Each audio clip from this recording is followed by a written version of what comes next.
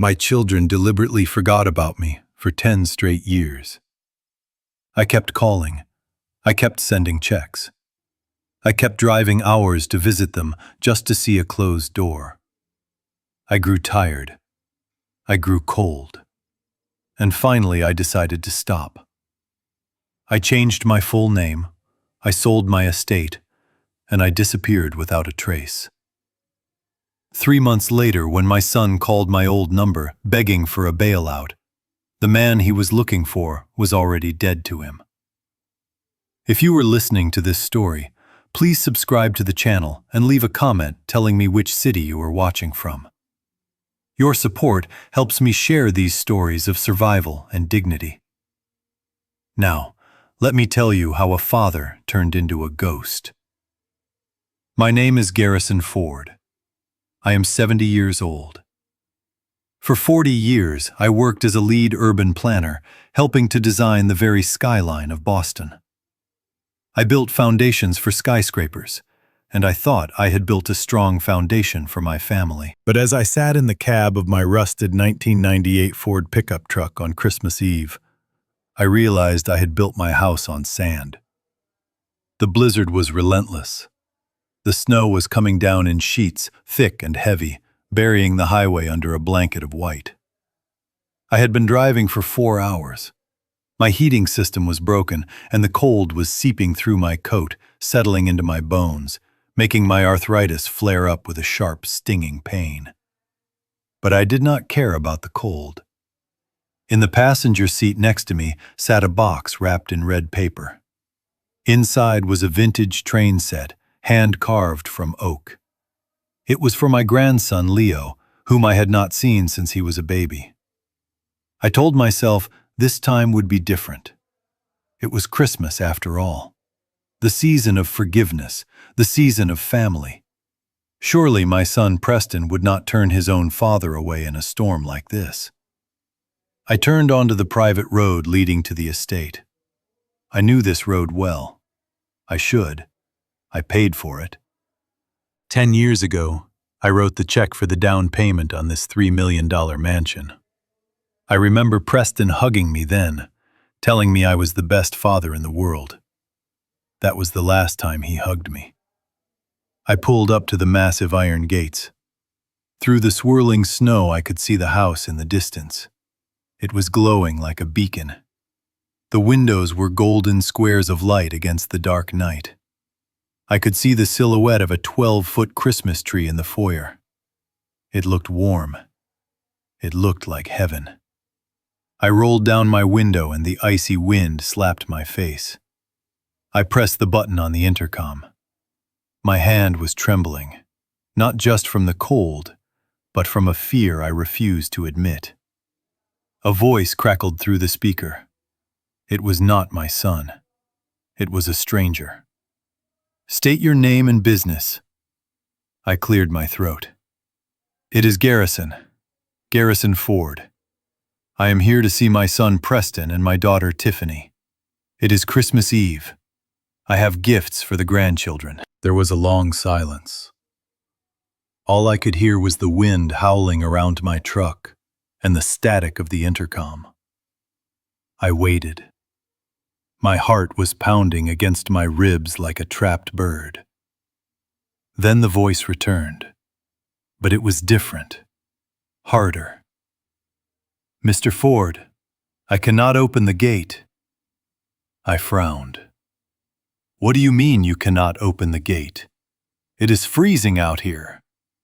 "Just call Preston. Tell him his father is here." "I have my orders, sir." The voice was flat, devoid of emotion. "Mr. Preston gave the security team a list of names for the holiday party tonight. He explicitly stated that no one outside of that list is to be admitted." I felt a flush of heat rise up my neck. "I am not a guest. I am his father. Check the list again." "I do not need to check the list, sir." The guard paused, and for a second, I thought I heard a hint of pity in his voice, which hurt more than the rejection. "You are on the blacklist, Mr. Ford." The word hung in the cold air. Blacklist. As if I were a stalker. As if I were a criminal. "Please," I stammered, my pride crumbling. "Just let me drive up to the door. I will drop off the presents and leave. I won't even come inside. I just want to give this to Leo." The intercom clicked. I waited. Maybe he was calling Preston. Maybe there was hope. A minute later, the voice came back. This time, it was colder. "Mr. Ford, I just radioed the main house. Mr. Preston says you need to leave. He says if you do not clear the driveway in 5 minutes, he will call the police for trespassing." I gripped the steering wheel so hard my knuckles turned white. Trespassing. On the property I helped pay for. "Why?" I whispered to the cold plastic box. "Why is he doing this?" The guard sighed. "Look, sir, I should not be telling you this, but Mr. Preston said he does not want you ruining the aesthetic of his party. He told the staff that he said you smell like old people and failure. He said he does not want his investors seeing his father driving a truck like that." The air left my lungs. It wasn't just a rejection. It was an erasure. My son, who I had carried on my shoulders, who I had put through the best universities, was ashamed of me. Not because I was a bad man, but because I was old. Because I was no longer useful. I looked past the gate. Through the large bay window of the dining room, I could see them. I saw Preston holding a glass of wine that probably cost more than my monthly pension. He was laughing, his head thrown back in joy. Beside him was my daughter Tiffany. She was wearing a red silk dress, glittering under the chandelier. She was typing on her phone, probably posting about gratitude and family values to her thousands of followers. They looked so happy, so complete, and they were doing it all without me. Then I saw him, little Leo. He was 7 years old now.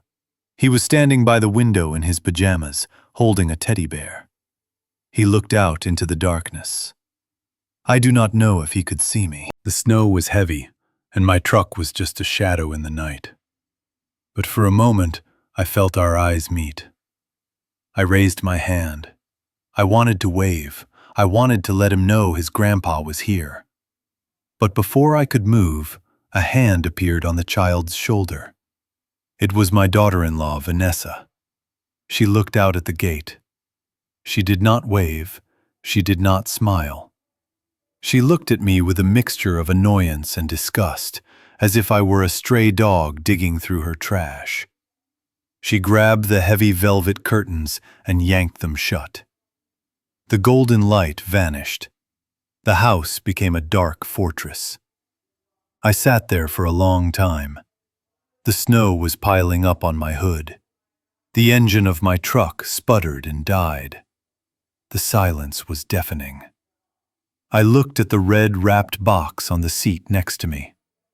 I thought about the hours I spent carving that train. I thought about the savings I depleted to buy that wine. Something inside me snapped. It wasn't a loud snap.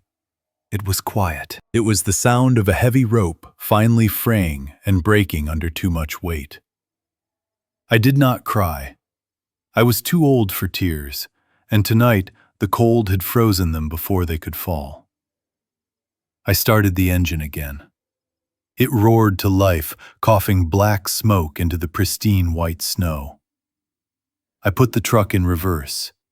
I did not look back. As I drove away from the gate down the long, winding road back toward the empty highway, I made a promise to the darkness. They wanted me gone. They wanted me to be invisible. They thought I was just a senile old man who smelled of the past. Fine. I would give them exactly what they wanted. I reached into my glove compartment and pulled out my phone. It was an old model, but it still worked. I dialed a number I had not called in 20 years. It rang once, twice. "Hello?" a voice answered, groggy and confused. "Garrison, is that you? It is midnight." "Hello, Hartman," I said. My voice was steady, steadier than it had been in years. "I need you to prepare the paperwork." "What paperwork?" Hartman asked. "All of it," I said. "Selling the house, liquidating the assets. And Hartman, I need the forms for a legal name change." There was a pause on the other end. "Garrison, are you sure? You are 70 years old. You were talking about erasing your entire identity." I looked in the rearview mirror one last time. The lights of my son's house were just a faint glow in the storm. "I have never been more sure of anything in my life," I said. "Garrison Ford died tonight in the snow outside that gate. Monday morning we start the funeral." The drive from Preston's estate to my current residence took 40 minutes, but it felt like traveling between two different planets. I left a world of manicured lawns and heated driveways and entered a neighborhood where the streetlights flickered and the potholes could swallow a tire whole.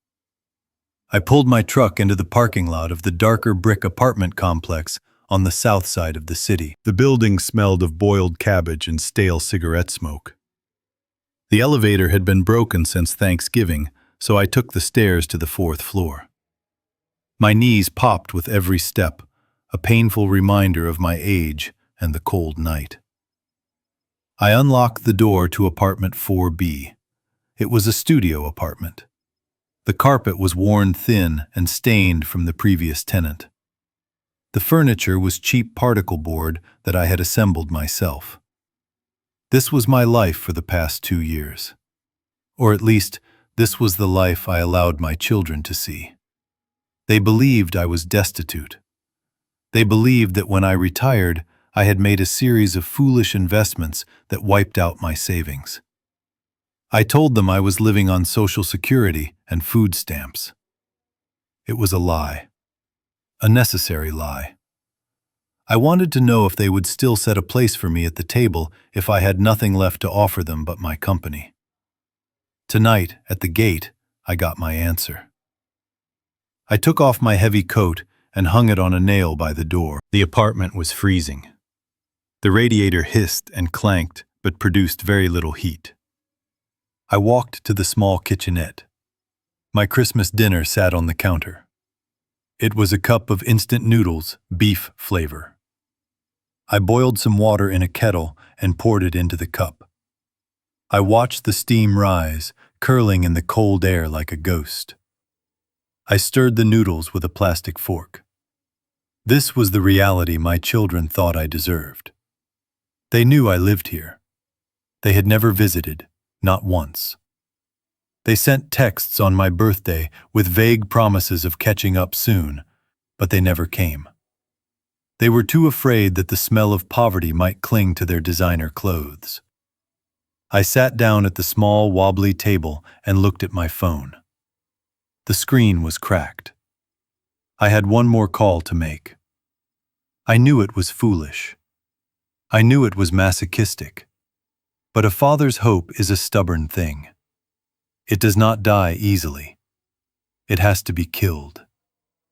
I dialed Mallory. Mallory was my youngest, my little princess. When she was a teenager, she used to sit on the floor and tell me about her dreams of becoming a fashion designer. I paid for her design school in Paris. I paid for her first studio in New York. I paid for the runway shows that no one attended.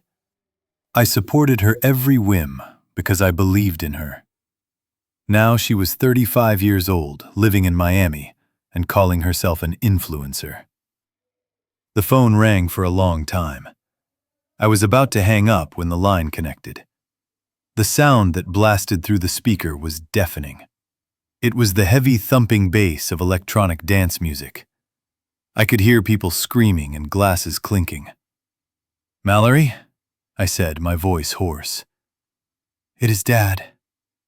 I heard a groan on the other end. Hold on, she shouted. Not at me, but at someone near her. Then the noise muffled slightly, as if she had stepped into a bathroom or a hallway. Dad, are you serious right now? She hissed. Do you have any idea what time it is? It is Christmas Eve, Mallory, I said. I just wanted to wish you a Merry Christmas. I tried to see your brother, but he would not let me in. There was a pause, then a scoff. Well, can you blame him, Dad? Preston is trying to build a brand. He cannot have you showing up looking like a hobo. It is embarrassing for all of us. The words cut deep, but I kept my voice steady. I just wanted to hear your voice, honey. How are you? I am busy, Dad, she snapped. I am at a very exclusive club right now. There is a table of venture capitalists from Silicon Valley here. I am currently trying to get the attention of a man who just sold his startup for $50 million. I am hunting, Dad. I need to secure my future, since you decided to blow our inheritance on whatever senile bad decisions you made. I closed my eyes. So that was it. I was not a father. I was a failed investment vehicle. Mallory, I said softly. I just wanted to know if you were happy. Happy? She laughed, a bitter, sharp sound. I will be happy when I find a husband who can pay my bills. Look, you are throwing off my vibe. I need to go back out there before some other girl gets his attention. Do not call me again tonight. You are bad luck.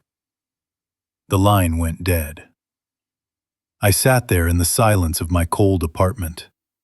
The steam from my noodles had stopped rising. The soup was cold. I took a bite, but it tasted like ash in my mouth. I pushed the bowl away. I stood up and walked to the bedroom closet. I pushed aside the few cheap shirts hanging there and knelt down on the floor. I used a small screwdriver to pry up a loose floorboard in the corner. Underneath, nestled in the dust, was a heavy steel safe. It was the only expensive thing in this entire apartment. I spun the dial. Left to 20. Right to 10. Left to 5. The heavy door clicked open. Inside, there was no dust. Inside, there was the truth. I reached in and pulled out a thick, leather-bound ledger. I carried it to the table and opened it under the harsh light of the single bulb hanging from the ceiling. The pages were filled with numbers, detailed records of my assets. The $18 million in diversified stocks, the land deeds in Montana, the gold bullion stored in a vault in Zurich. My children thought I was a pauper. They did not know I was one of the silent whales of the market. I flipped to the section marked Mallory. My finger traced the columns of figures. Date, January 10th. Credit card payoff, $15,000. Date, March 4th. Car lease settlement, $8,000. Date, July 2nd. Bailout for failed business venture, $50,000. For the last 3 years, I had been anonymously paying off her debts. Every time she maxed out her cards, buying Chanel bags, or taking trips to Dubai, I was the one who cleared the balance.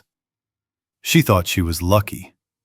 She thought the bank had made a clerical error, or that she had a secret admirer. She used to brag on social media about how the universe provided for her. The universe was me. I had spent $450,000 trying to keep her afloat, hoping that one day she would learn responsibility, hoping that if I cleared the path, she would walk toward me. But she didn't walk toward me. She walked over me. I looked at the phone sitting silently on the table. I remembered her voice telling me I was bad luck. I remembered her saying she needed a man to pay her bills. I picked up a red marker from the table. I looked at the header of the page that said, Mallory Ford, beneficiary. My hand did not shake. I felt a strange sense of calm, a cold clarity that I had not felt in years. I drew a thick red line through her name. I pressed down so hard the tip of the marker flattened. I crossed it out again and again until the name was nothing but a red smear. Next to the ruined name, I wrote a note in my neat architectural handwriting. Account closed. Paid in full. I closed the ledger. The sound of the heavy book snapping shut echoed in the empty room like a gunshot. I was done being their safety net. I was done being their doormat.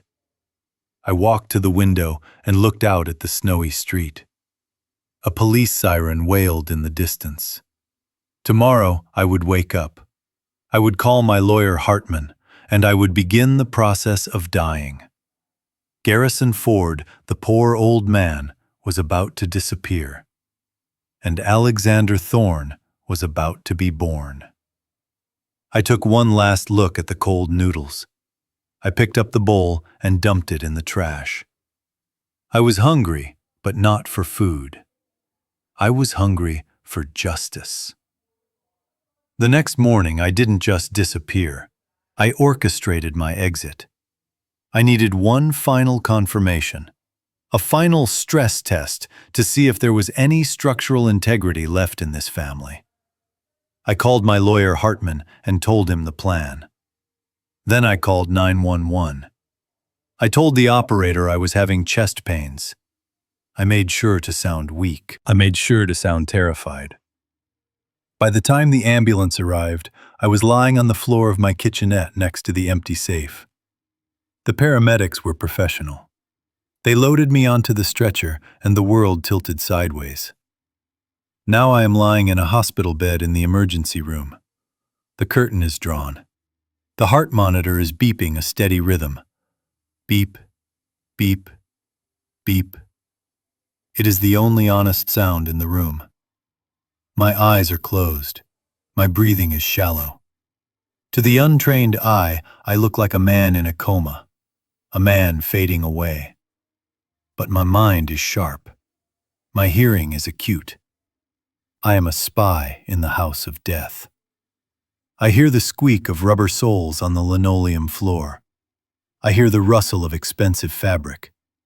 Then I hear the voices I once loved more than life itself. They are here. But they did not run in.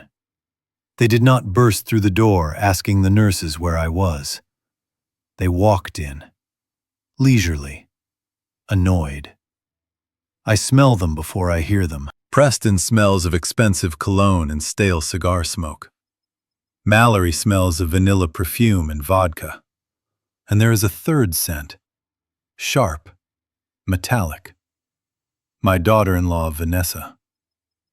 I keep my eyes shut. I relax my muscles. I am a statue. So what is the damage? Dr. Preston asks. His voice is loud. He is not whispering out of respect for the sick. He is speaking like a customer complaining about a defective product. The doctor is a friend of Hartman. He is in on the play. He clears his throat. Mr. Ford has suffered a severe ischemic event. He is currently unresponsive. We are running tests, but at his age the prognosis is guarded. He might wake up in an hour. He might never wake up. There is a silence. I wait for the gasp.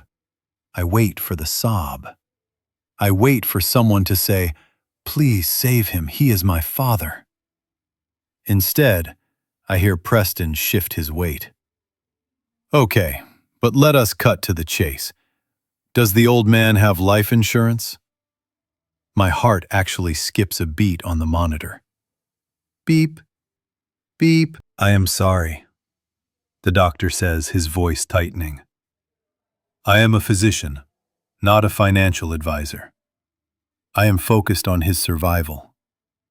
Yeah, sure, survival, Preston scoffs. Look, Doc, we just need to know what we are dealing with. If he needs long-term care like a nursing home, who is paying for it? Because I can tell you right now, my liquidity is tied up in assets. I cannot drain my accounts to keep a vegetable watered. I feel a hand touch the bed rail. It is Mallory. He barely has any money left, she says. Her voice is bored. She sounds like she is scrolling through her phone while she talks. I went to his apartment to find his insurance card. The place is a dump. There is nothing there, just cheap furniture and some old clothes. He really blew everything. God, he is such a burden, Vanessa says. Her voice is the coldest of all. We should have put him in a state facility years ago. Now we are stuck with the bill for the cremation. Cremation? I am not even dead yet, and they are already burning me. Wait, Preston says. Did you check the safe? He used to have a safe. It was open, Mallory replies. Empty. Literally dust. He must have sold whatever was in there to pay his rent. I hear a heavy sigh. It is the sound of disappointment, not because I am dying, but because I am dying poor. So he is worthless, Preston mutters. Great. Just great. I drove all the way down here in traffic for a zero return on investment. Excuse me, the doctor interrupts, and I can hear the disgust in his tone. Do you want to say goodbye? He can still hear you. Hearing is the last sense to go. There is a pause. I do not think so, Preston says. Just call us if he, expires. We have a brunch reservation at noon. Wait, Vanessa whispers. I hear her step closer to the bed. I feel her breath near my face. She is looking at me, examining me. She leans in. Her voice is a hiss meant only for the family. Honestly, it would be a mercy if he just let go. He is 70. He had a good run. If he wakes up drooling and paralyzed, who is going to change him? Not me. I hope he goes fast. It saves on diapers. The room goes silent. Even Preston and Mallory do not respond to that. It is naked cruelty. It is the truth stripped of all pretense. They stand there for another minute. I count the seconds.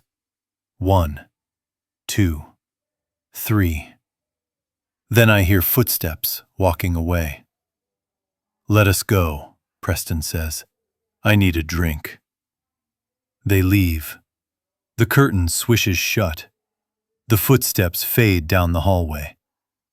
I open my eyes. The hospital room is white, sterile, clean. The doctor is looking at me. He looks pale. He looks shocked. Mr. Ford, he whispers, I am so sorry. I have seen bad families, but that was... I sit up. I pull the oxygen tube from my nose. The beeping of the monitor speeds up, matching the rage that is finally boiling over in my blood. Do not be sorry, doctor, I say. My voice is strong, stronger than it has been in a decade. Be a witness. I swing my legs over the side of the bed. My feet touch the cold floor. They wanted a dead man. They wanted an inheritance. They wanted to be free of the burden.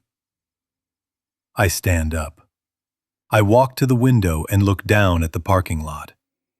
I see them walking to Preston's luxury SUV. They are laughing. Mallory is checking her makeup in the side mirror. Preston is checking his watch. They think they are driving away from a tragedy.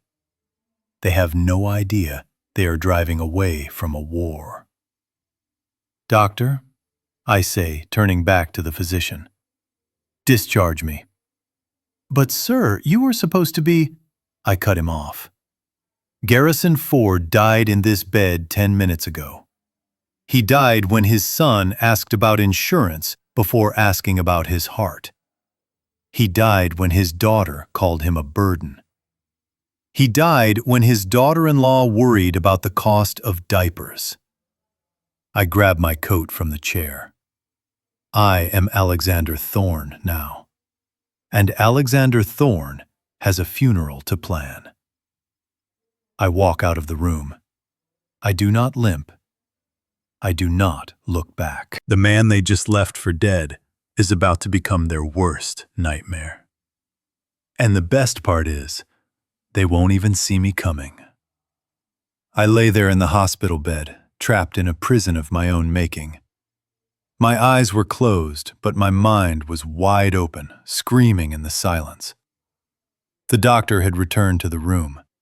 I could hear the rustle of papers, the click of a ballpoint pen, and the heavy shuffling of feet.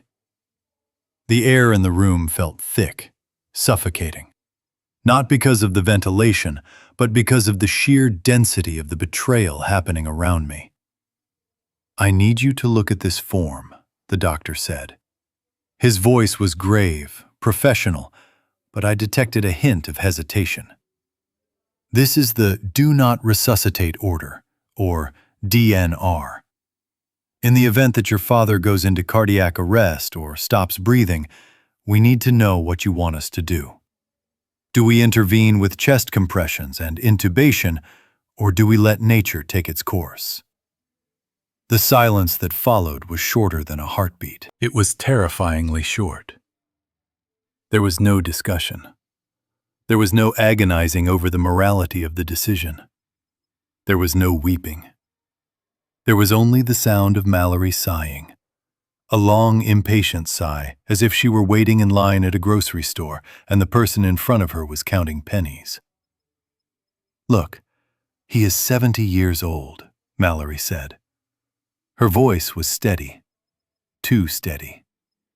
"He has lived a long life, right? If his heart stops, it means his body is done. Why should we force him back just to live as a vegetable? It seems cruel, doesn't it, Preston?" I felt a wave of nausea roll over me. Cruel. She used the word cruel. Cruel was buying her a pony when she was 6 and watching her neglect it. Cruel was paying for her 3 failed startups while she partied in Ibiza. Cruel was lying here, listening to my daughter rationalize my death because she did not want to deal with the inconvenience of my recovery. "Yeah," Preston chimed in. His voice was low, conspiratorial. "Plus, the cost of life support is astronomical. I mean, not that money is the issue, but we have to be practical. If we bring him back and he needs 24-hour care, that drains the estate. I mean, it drains his resources. We have to think about quality of life. His quality of life." I wanted to sit up and scream. I wanted to grab Preston by the collar of his expensive Italian suit and shake him until his teeth rattled. Quality of life. You were talking about the quality of your inheritance. You were calculating the return on investment of my death. The doctor spoke again. "So you are opting for the DNR? You understand that if I check this box and he flatlines, we will do nothing. We will let him go." "Give me the pen," Mallory said. The sound of that pen scratching against the paper was the loudest sound I had ever heard. It sounded like a knife carving through bone. Scratch, scratch, scratch. "There. It is signed," she said. "No machines, no heroics. If he goes, he goes." It is what he would have wanted. She lied. She lied to the doctor. She lied to the world. And she lied to the man she thought could not hear her. I never wanted to give up. I fought for everything I had. I fought to build my career. I fought to raise them after their mother died. I never surrendered. And now she was surrendering for me, not out of mercy, but out of greed. "Okay," the doctor said. "I will file this." I waited until the doctor left the room. My heart was hammering against my ribs, a frantic rhythm of rage and grief. I knew I had to act. I had to look them in the eye one last time. I needed to see the mask they wore when they thought I was watching. I let out a low groan, a theatric, painful sound. I fluttered my eyelids rapidly, then opened them halfway. The reaction was instantaneous. It was like watching a light switch flip. "Oh my God, Dad!" Mallory gasped. Her voice jumped an octave, instantly transforming from the cold executioner to the concerned daughter. She rushed to the side of the bed and grabbed my hand. Her palms were clammy. "Dad, can you hear me?" Preston asked, leaning over me, his face a mask of exaggerated worry. I looked at them. I looked at the tears welling up in Mallory's eyes. They were fake. I knew they were fake, because I had just heard her sign my death warrant without shedding a single drop. I looked at Preston's furrowed brow. It was a performance. A performance for the nurses, for the cameras, in their own minds, for the narrative they would tell their friends at the country club. I am awake, I croaked, making my voice sound weak and confused. "Oh, Daddy, you scared us so much," Mallory cried, squeezing my hand. "We thought we lost you. We have been standing here praying for you to wake up." Praying. The only thing she prayed for was a quick end and a fast probate process.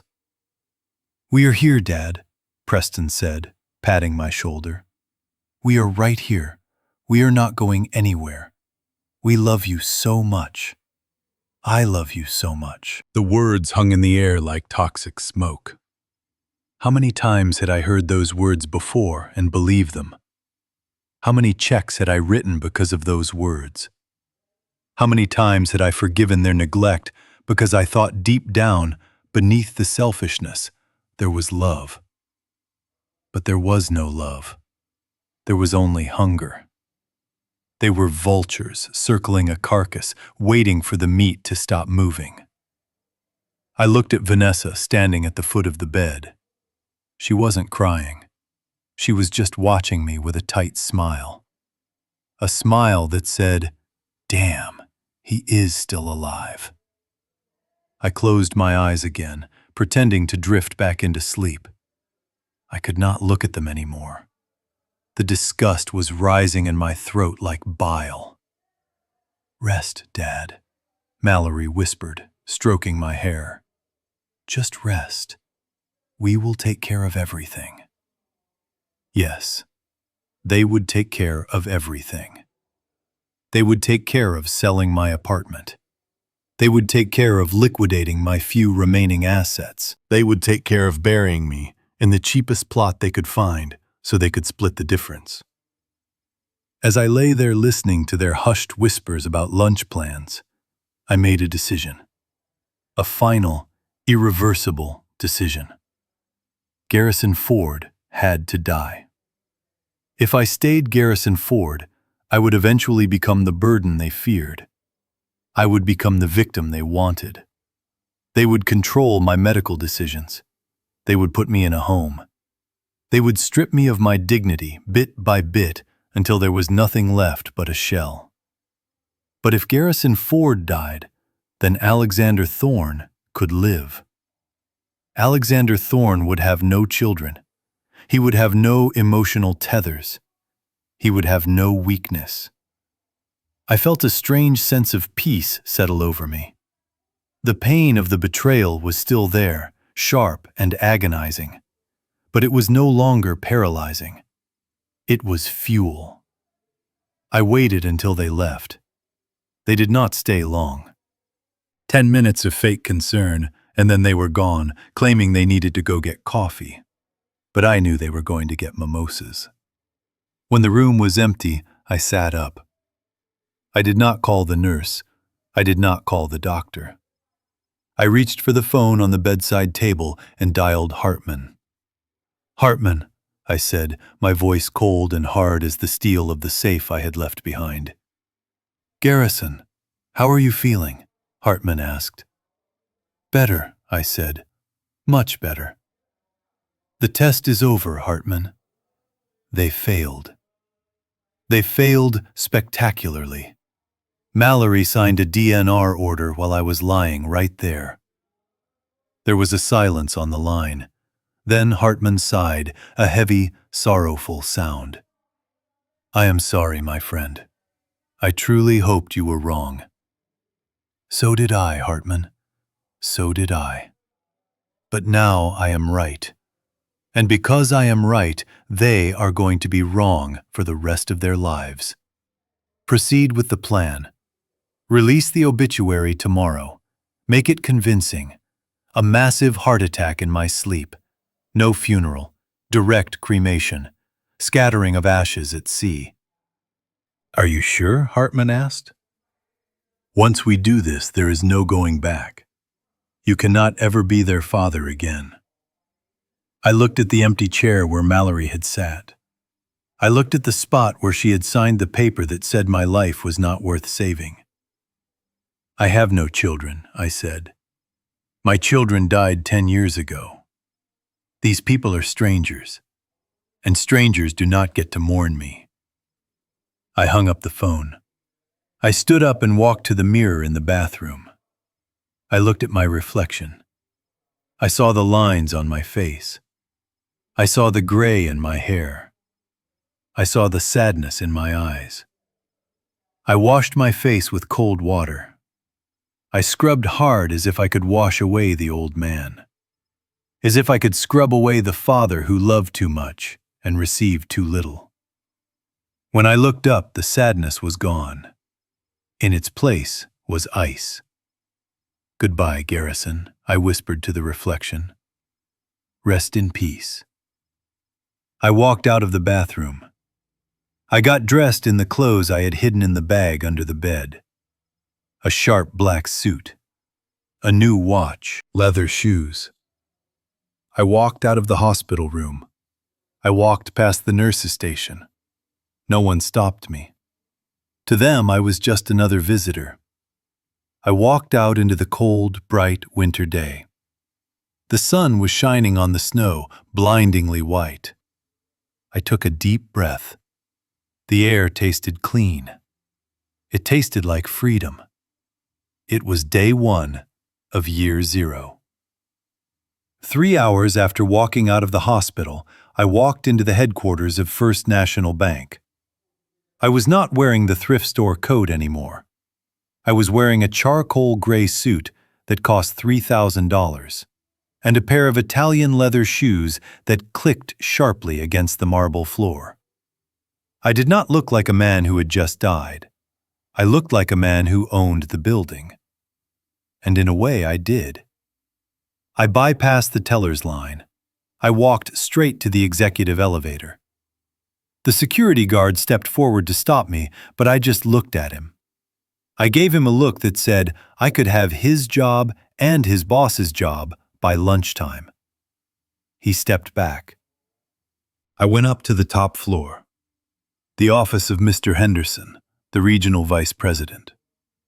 When his secretary saw me, her jaw dropped. She knew who I was. She knew I was the bank's largest private depositor, a status I had kept hidden from my family for decades. Mr. Ford, she stammered, we didn't have you on the schedule.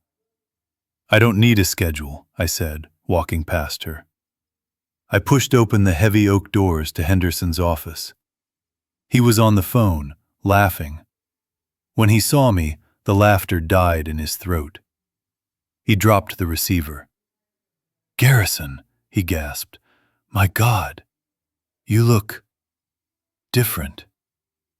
I look like I woke up, Henderson, I said, taking a seat opposite his massive mahogany desk. I did not shake his hand. Close the door and turn off the recording device. He scrambled to obey. His hands were shaking. He knew why I was here. For years, he had been the custodian of my blind trusts. He was the only one who knew the true extent of my wealth.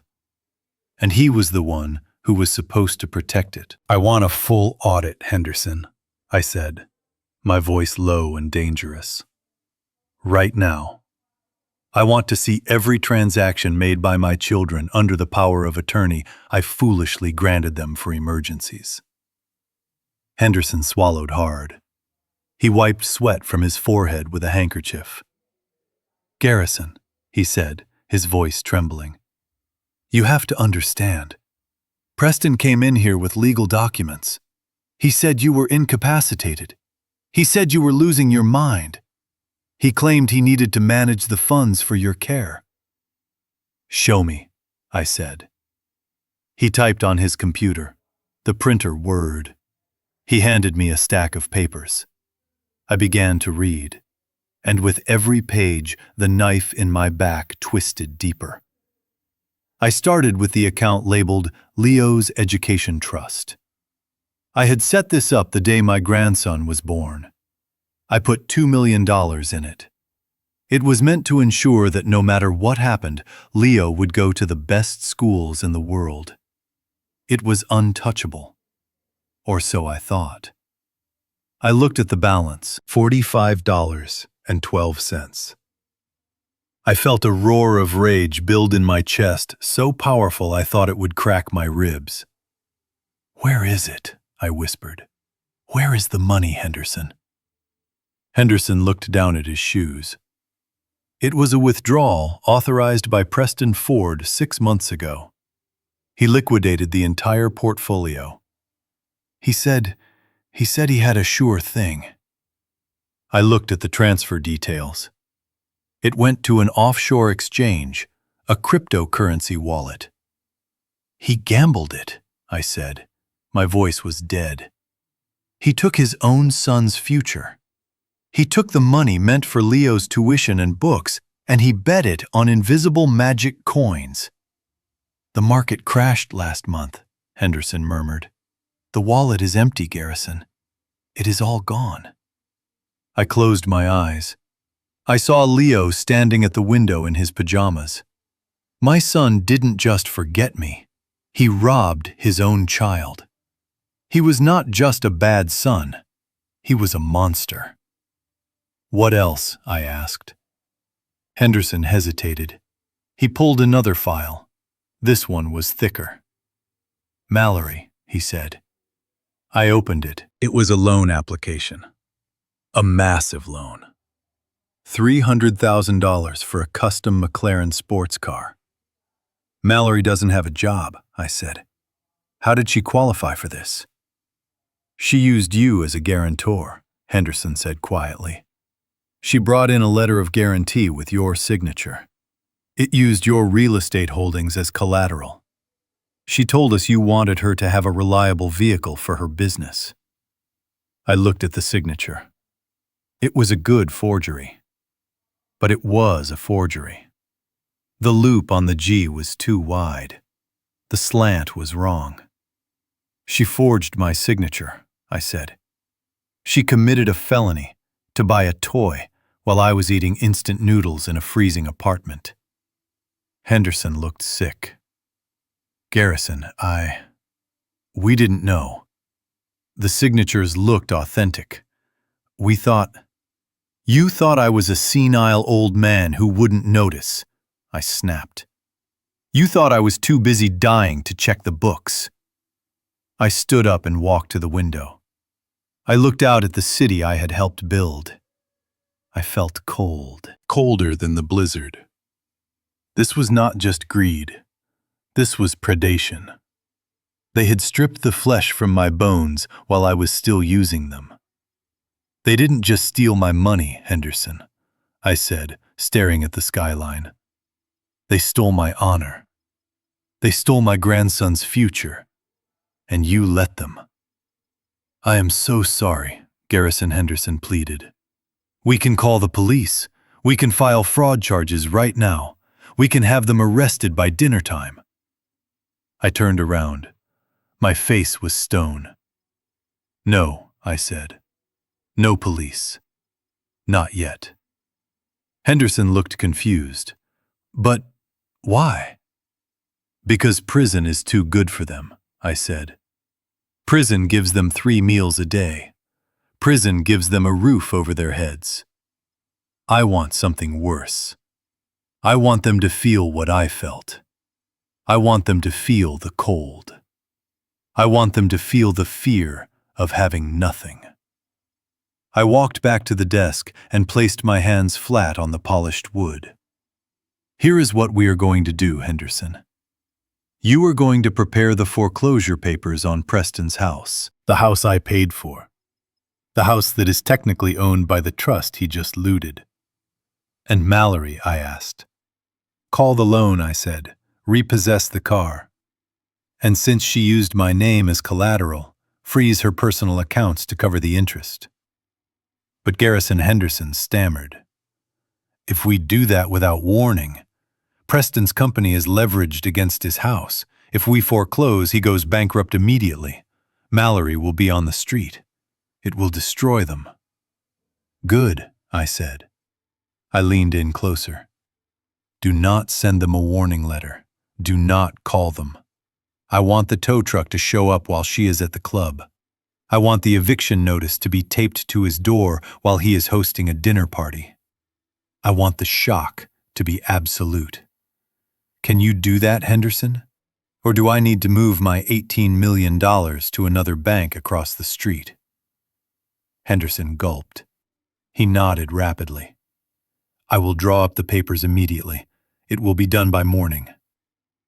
I straightened my jacket. One more thing, I said. Yes, Garrison. When they come running to you, and they will come running, when they scream and cry and ask what happened, you tell them that the audit was automatic. You tell them that the system flagged the irregularities after the account holder's death. You tell them that Garrison Ford is dead, and his ghost is collecting debts. I walked to the door. I paused with my hand on the brass handle. And Henderson. Yes, sir? Move the remaining funds from the trust. Put them in a new account, under the name Alexander Thorne. Who is Alexander Thorne? Henderson asked. I smiled, a smile that didn't reach my eyes. He is the man who is going to watch them burn. I walked out of the bank. The wind was biting, but I didn't feel it. I felt heat. The heat of a bridge burning. And it was the most beautiful fire I had ever seen. The audit at the bank was the financial nail in the coffin, but I needed one more thing before I hammered it shut. I needed to say goodbye, not to my children, because I had already buried them in my mind, but to the only place on earth where I had ever truly been happy. I needed to see the house on Elm Street. It was the house where I had raised them.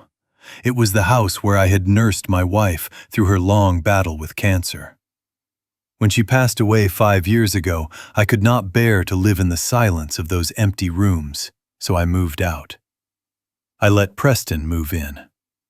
He had just gotten married to Vanessa and was complaining about rent prices in the city. I told him he could live there rent-free as long as he maintained the property and paid the property taxes. I never transferred the deed. It was still in my name. It was supposed to be a legacy for my grandchildren, a place where the family history would be preserved. I drove my rental car down the familiar street. The neighborhood was quiet and dignified, with old oak trees lining the sidewalks and snow shoveled neatly against the curbs. But as I approached number 42, my heart sank like a stone in deep water. The house did not look like the home I remembered. It looked like a wound. The shutters, which I had painted a soft slate blue, were hanging crookedly from their hinges. One was missing entirely, leaving a gap like a missing tooth. The gutter on the second floor had detached and was dangling precariously, banging against the siding in the winter wind. I pulled into the driveway. There was oil everywhere. Thick black puddles of motor oil stained the pristine concrete where I used to teach Preston how to ride his bicycle. I stepped out of the car and the smell hit me. It was the smell of rot. The trash cans were overflowing. Bags of garbage had been torn open by raccoons or stray dogs, scattering fast food wrappers and empty liquor bottles across the lawn. I walked toward the backyard. My hands were trembling, and it was not from the cold. The backyard was my wife's sanctuary. She was a master gardener. She had spent 30 years cultivating a rose garden that was the envy of the entire county. She had rare species of roses that she treated like her own children. When she was too sick to walk, I used to carry her out here in my arms so she could smell the blooms. I rounded the corner of the house and I stopped dead in my tracks. The garden was gone. It wasn't just neglected, it was obliterated. In the middle of where the prize-winning tea roses used to be, there was a massive muddy pit. It looked like someone had tried to dig a swimming pool and then abandoned the project halfway through. The earth was scarred and barren. Piles of construction debris were dumped on top of the few remaining bushes. Old drywall, rusted pipes, and broken tiles were heaped on the very soil where my wife's ashes were scattered. I walked closer, my boots sinking into the freezing mud. I saw a red Solo cup half buried in the dirt. I saw a charred circle of grass where they had built a bonfire. They had burned wood on top of her garden. I felt a scream rising in my throat, but I swallowed it down. It tasted like blood. I turned away, unable to look at the desecration any longer. I walked toward the detached garage. This was where I kept my tools. This was where I kept the things that did not fit in the apartment, but were too precious to throw away. The side door of the garage was unlocked. I pushed it open. The air inside was stale and smelled of mildew and wet dog. The garage was filled with junk, broken furniture, boxes of old electronics, unauthorized storage for Preston's failed business ventures. But that was not what broke me. In the corner near the workbench, I saw a pile of canvas. I froze. My wife was an artist. She wasn't professional, but she painted with a passion that lit up the room. Her paintings were her voice. Landscapes of the places we traveled. Portraits of the children when they were small. When I moved out, I had carefully wrapped them in bubble wrap and stored them on the high shelves, safe from moisture and dust. Now they were on the floor. I walked over to the pile, my legs feeling heavy and numb. The bubble wrap had been ripped off. The canvases were tossed haphazardly like garbage. I picked up the first one. It was a painting of Mallory when she was 5 years old, holding a sunflower. There was a hole punched through the center of the canvas. It looked like someone had thrown a dart at it. I picked up the next one. A landscape of the lake cabin we rented for our 25th anniversary. The corner was chewed off. The wood frame was splintered. There were teeth marks deep in the stretcher bars. Preston's dog. He had let his dog use my wife's soul as a chew toy. I fell to my knees on the cold concrete. I desperately shuffled through the rest of the paintings. Maybe one was safe. Maybe one was respected. Every single one was ruined, stained with water, torn, stepped on. I saw a footprint, a muddy boot print, right across the face of the portrait she painted of me. They didn't just not care. This was active contempt. You do not treat things this way by accident. You do this because you do not respect the person who created them. You do this because the past means nothing to you compared to the convenience of the present. I sat there on the floor of the garage, holding the ruined painting of the sunflower to my chest. I thought about the nights my wife spent painting these. I thought about how she told me that when she was gone, these paintings would watch over the children. She was wrong. The children did not want to be watched over. They wanted to be left alone, to rot in their own selfishness. I wiped a single tear from my cheek. It was the last tear I would ever shed for them. The sadness evaporated. In its place came a cold, hard clarity. It was the clarity of a surgeon who realizes the limb is gangrenous and must be amputated to save the body. I stood up. I placed the painting gently on the workbench. I would send movers to retrieve these scraps later. I would have them restored. I would honor her memory. But this house, this structure, it was no longer a home. It was a crime scene. I took out my phone. I dialed the number for Hartman. He answered on the first ring. "Garrison, are you all right?"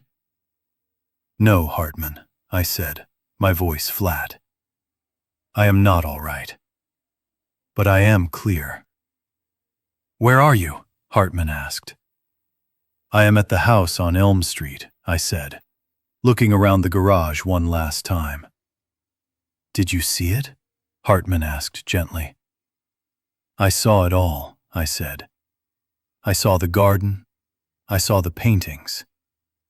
Hartman, they fed Eleanor's art to the dogs." There was a long silence on the line. I could hear Hartman breathing heavily. He knew what those paintings meant to me. "My God, Garrison, that is monstrous." "It is done," I said. "I am activating Plan B." "Are you sure?" Hartman asked. "Plan B is the nuclear option. It is scorched earth, Garrison. If we do this, there is no recovery for them. They will be on the street in 48 hours. I looked at the muddy boot print on my face in the painting. "They have been living on my charity for 10 years while spitting in my face," I said. "They destroyed the only beautiful things I had left. I want you to file the eviction notice immediately, not as a foreclosure, as a trespassing order." "Trespassing?" Hartman asked. "Yes. They have no lease. They have no deed. They are squatters. I want the police to escort them out. I want them to carry their clothes in garbage bags. And Hartman?" "Yes, Garrison?" "I want the bulldozers here on Monday." "Bulldozers? You mean—" "I mean I am tearing it down," I said. "I am razing it to the ground. I am selling the lot to the city to build a public park. A park named after Eleanor Ford. Preston will lose his home. He will have nowhere to go." "He can go to hell," I said. "Or he can go to his sister. Oh, wait, she is losing her apartment too, isn't she?" "Yes," Hartman said. "The eviction team is already en route to Mallory's place." "Good," I said. "Then they can share a cardboard box." I walked out of the garage. I walked past the ruined garden. I did not look back. I got into my car and started the engine. The house stared back at me with its broken shutters and peeling paint. It looked like a dying beast begging to be put out of its misery. "Do not worry," I whispered to the house. "Monday, it all ends." I drove away. The sun was setting, casting long shadows across the snow. The darkness was coming. But for the first time in a long time, I wasn't afraid of the dark. I was the one bringing it. The week following my visit to the house was a blur of bureaucratic surgical strikes. I did not sleep. I operated on adrenaline and cold brew coffee. I sat in Hartman's private conference room, surrounded by stacks of legal documents that would systematically dismantle the existence of Garrison Ford. We worked in silence. The only sound was the rhythmic thumping of the stamp Hartman used to notarize page after page, and the hum of the high-speed shredder in the corner. We started with the money. $18 million is not easy to hide, but it is easy to move if you know the right channels. I sat at the mahogany table with my laptop open. My fingers hovered over the keyboard. On the screen was the dashboard for my primary brokerage account. It was the accumulation of 40 years of sweat, anxiety, and smart decisions. It was the safety net I had woven for a family that had cut the strings. I initiated the wire transfers. First went the blue chip stocks, sold. Then the municipal bonds, liquidated. Then the emergency cash reserves, transferred. I watched the numbers drain from the accounts labeled Garrison Ford. It was like watching blood drain from a body. 10 million. 5 million. 1 million. 0. I moved the funds through a shell company in Delaware, then bounced them to an account in Zurich, and finally settled them into a blind trust in the Cayman Islands. The beneficiary of the trust was a corporation named Helios Holdings. The sole signatory for Helios Holdings was a man who did not technically exist yet, Alexander Thorne. Hartman looked at me over his glasses. "That is it," he said softly. "The accounts are empty. If they try to check your balance now, they will find dust." "Good," I said, closing the laptop. "Let them inherit the dust." But the money was the easy part. Money is just paper and numbers. The hard part was the memories. I returned to my small apartment one last time. I had one final task to complete before I could leave this purgatory. I pulled a large metal trash can into the center of the living room. I went to the closet and dragged out the plastic storage bin I had been guarding for years. This bin contained the artifacts of my fatherhood. I opened the lid. The smell of old paper and nostalgia wafted up, hitting me in the chest like a physical blow. I reached in and pulled out a framed photograph. It was Preston's high school graduation. He was smiling, his arm around my shoulder. I looked at my own face in the photo. I looked so proud. I looked so naive. I thought I was raising a man of character. I didn't know I was raising a parasite. I looked at the glass. It was dusty. I smashed the frame against the edge of the metal can. The glass shattered. I pulled the photo out and stared at it for 1 second longer. Then I ripped it in half. The sound of the photo tearing was sharp and final. I threw the pieces into the can. Next was Mallory's ballet trophy. She was 8 years old. I remembered driving her to practice 3 times a week, sitting in the car grading papers while she danced. I remembered the blisters on her feet that I used to bandage. I dropped the trophy into the can. It landed with a hollow clang. Then came the handmade Father's Day cards, scribbles in crayon. "I love you, Daddy. Best dad ever." Lies, all of them.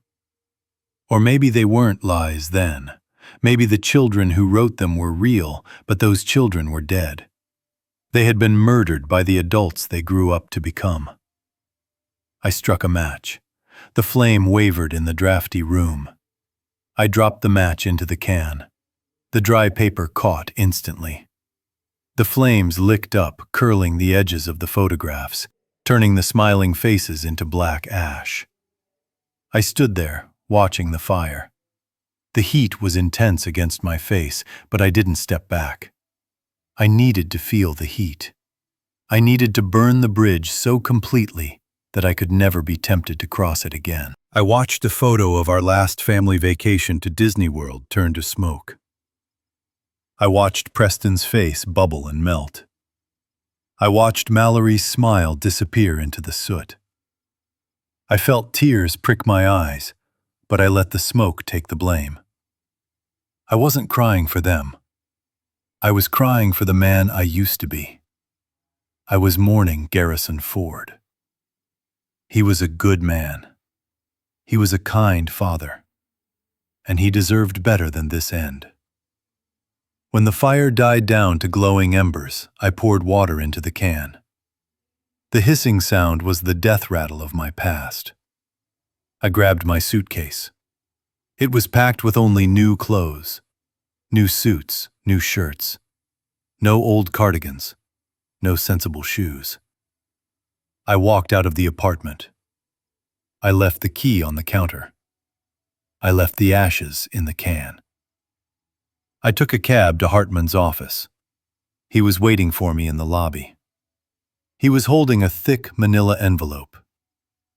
"Is it done?" he asked. "It is done," I said. "There is nothing left." He handed me the envelope. I opened it. Inside was a dark blue passport. The gold lettering on the cover caught the light. I flipped it open. The photo was new. It was a photo I had taken last week. In the picture, I wasn't smiling. My eyes were steel gray. My jaw was set.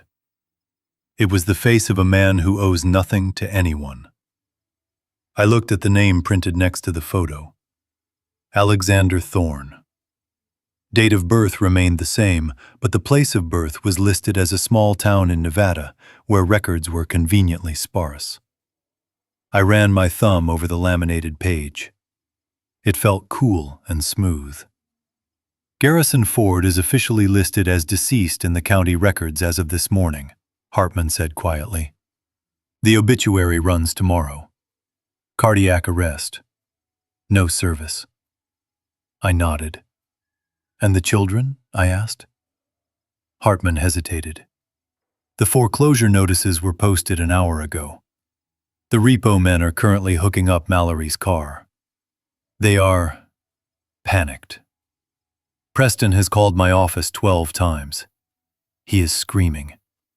He is threatening to sue." "Let him scream," I said, tucking the passport into my inside pocket. "He is screaming at a ghost." I shook Hartman's hand. "Thank you," I said. "You are the only family I have left." Hartman squeezed my hand. "Good luck, Alexander. Do not look back." I walked out of the office building and stepped onto the busy sidewalk. The city was moving fast. People were rushing to lunch, rushing to meetings, rushing home to their families. I stood there for a moment, letting the crowd flow around me. I was invisible. Garrison Ford, the forgotten father, the open wallet, the burden was gone. I hailed a taxi. "To the airport," I said. The driver looked at me in the rearview mirror. "Where are you flying to, sir?" I looked out the window at the skyline I had helped build. "Denver," I said. "One way." I settled back into the seat. I closed my eyes. For the first time in 10 years, I didn't check my phone to see if my children had called. I didn't wonder if they needed money. I didn't worry about their approval. I was free. And as the taxi merged onto the highway, taking me away from the wreckage of my old life, I felt something I hadn't felt in a long time. I felt dangerous. The air in Charleston tasted different than the air in Boston. It tasted of salt and jasmine and slow-roasted coffee.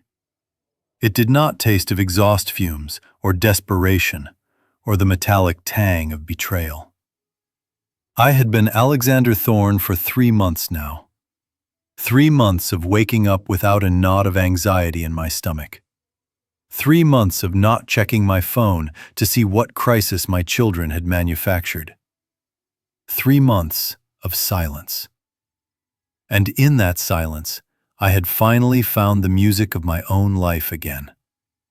I sat on the end of a wooden pier stretching out into the Cooper River. The sun was setting, painting the sky in violent strokes of purple and orange.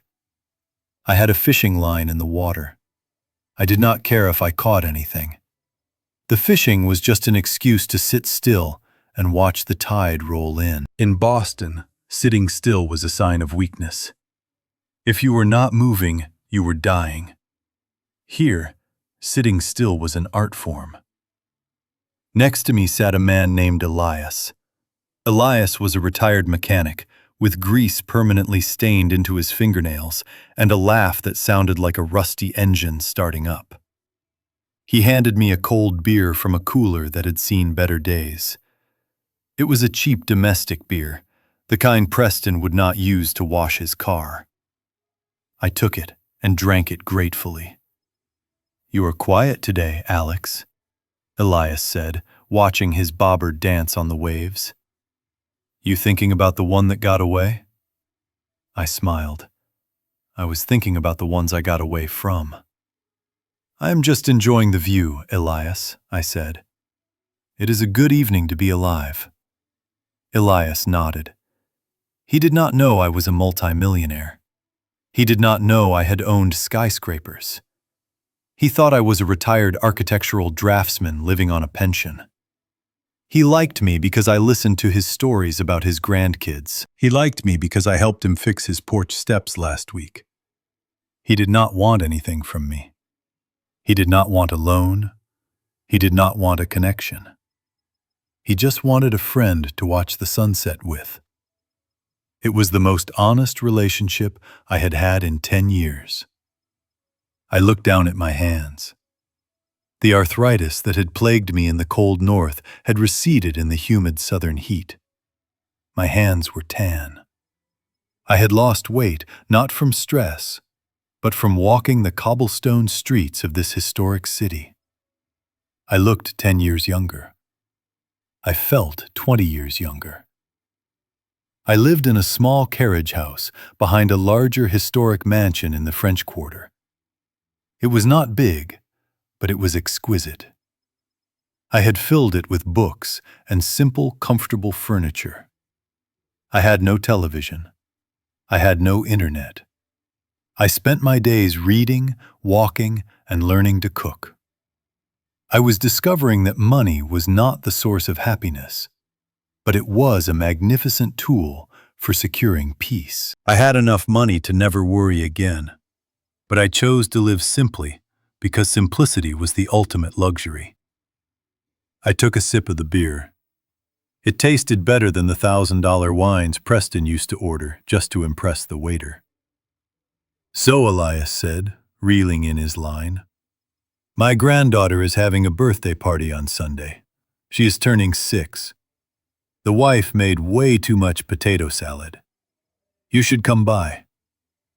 I looked at him. A pang of old grief hit me, but it was duller now, like an old scar that aches when it rains. I thought of Leo, my grandson. I wondered if he missed me. I wondered if they told him I was dead. "I would love to, Elias," I said. "Thank you for the invite." "You are good people, Alex," Elias said, clapping me on the shoulder. "You are a good man. A good man." My children called me a burden. They called me a stubborn old fool. They called me an ATM. But this mechanic who owed me nothing called me a good man. I said goodbye to Elias as the street lights flickered on. I walked home along the Battery, the ocean breeze ruffling the linen shirt I wore. I walked with a cane, not because I needed it, but because it made me look distinguished. It was part of the costume, part of the armor of Alexander Thorne. I reached my carriage house. I unlocked the door and stepped into the cool, quiet interior. I poured myself a glass of red wine, a heavy Cabernet that I allowed myself in the evenings. I sat in the leather armchair by the window and looked out at the garden. It was full of magnolias and ferns. It was wild and beautiful, unlike the manicured geometric prison of my old estate. I took a deep breath. This was it. This was the rest of my life. Peace, solitude, dignity. And then, on the small side table, the burner phone buzzed. It was a stark, ugly sound in the quiet room. It vibrated against the wood like an angry hornet. I stared at it. Only one person had this number. Hartman. And Hartman only called for one reason. I picked up the phone. My hand was steady. My heart rate did not spike. I was ready. "Hello, Hartman," I said. Alexander Hartman's voice was tight. He sounded breathless, as if he had been running. "It has started." I took a slow sip of wine. The liquid was dark and rich on my tongue. "Tell me," I said. "They tried to use the black card," Hartman said, "about an hour ago. Preston tried to pay for the catering for your memorial service." I almost laughed. Of course. They were holding a memorial service for me, and they wanted my estate to pay for the shrimp cocktails in the open bar. They wanted to mourn me on my own dime. And I asked. "Declined," Hartman said. "The merchant got a code. Stolen card. Retain and contact issuer." I leaned back in the chair. I could imagine the scene. The waiter politely taking the card back, Preston's face turning red, the whispers of the guests. And then Hartman continued. "Then they tried the joint account, the one you used for household expenses. Declined. Insufficient funds." "Excellent," I whispered. "They are at the bank now, Alexander. They are at the main branch in Boston. They are screaming at the manager. They are demanding to see the trust documents. They are saying there must be a mistake. They are saying you were a billionaire and the money cannot just vanish." "It didn't vanish," I said, looking at the reflection of the moon in my wine glass. "It just moved to a better neighborhood." Hartman cleared his throat. "There is more. The foreclosure notice was served to Preston this morning, and the repo team took Mallory's car from the valet stand at her gym." "So they are cornered," I said. "They are panic-stricken," Hartman corrected. "They are realizing that the well is dry. And Alexander, they are starting to turn on each other. Preston is blaming Mallory for spending too much. Mallory is blaming Preston for losing the crypto money. It is getting ugly." "It was always ugly, Hartman," I said. "Now it is just out in the open." "What do you want me to do?" Hartman asked. "They are demanding to speak to the executor of the estate. They want to know who is in charge now that you are gone." I stood up and walked to the window. I looked out at the Charleston night. The air was heavy with the scent of rain coming. A storm was brewing off the coast. But the real storm was happening 1,000 miles north. "Tell them," I said, "tell them the executor is a third-party administrator. Tell them his name is Mr. Thorne." "You want to talk to them?" Hartman asked, surprised. "Not yet," I said. "Let them sweat. Let them spend a few nights wondering how they are going to pay the light bill. Let them feel the weight of the world without my shoulders holding it up." I swirled the wine in the glass. "Tell them Mr. Thorne will be in touch when the audit is complete. Tell them there are significant irregularities in their spending that need to be investigated before any inheritance is released." "You are going to investigate them for stealing from the trust?" Hartman asked. "I'm going to let them think they are under investigation," I said. "Fear is a powerful teacher, Hartman. They never respected my love. Maybe they will respect my law." "I understand," Hartman said. "I will relay the message. Enjoy your evening, Alexander." I hung up the phone. I stood there in the silence.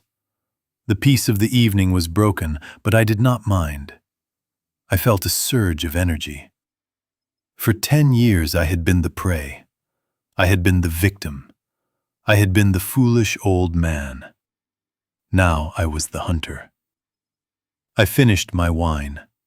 I washed the glass and set it on the drying rack. I turned off the lamp. I went to bed and for the first time in my life, I slept with a smile on my face.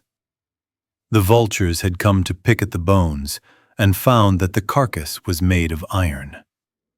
The game had officially begun. Hartman kept me informed of every development. He did not do this to be cruel. He did this because I needed to know that my plan was working. I needed to know that the lesson was being delivered with the precision of a surgical strike. The first blow had landed in the privacy of the bank manager's office, but the second blow was destined to be public. It was designed to shatter the illusion they had carefully crafted for the world. 3 days after I arrived in Charleston, Preston attended the Sapphire Gala.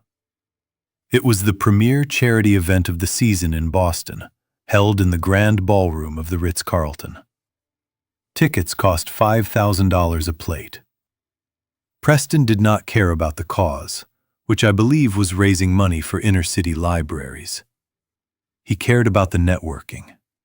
He cared about being seen.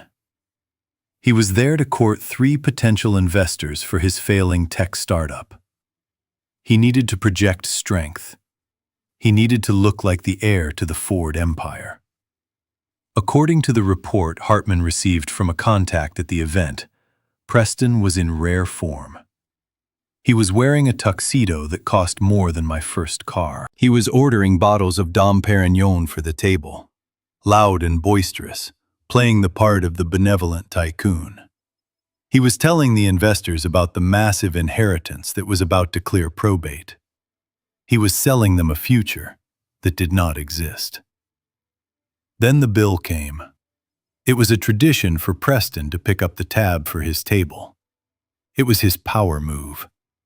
The bill was $12,000, a drop in the bucket for the man he pretended to be. He pulled out his black titanium credit card, the card I had paid off for him every month for 10 years.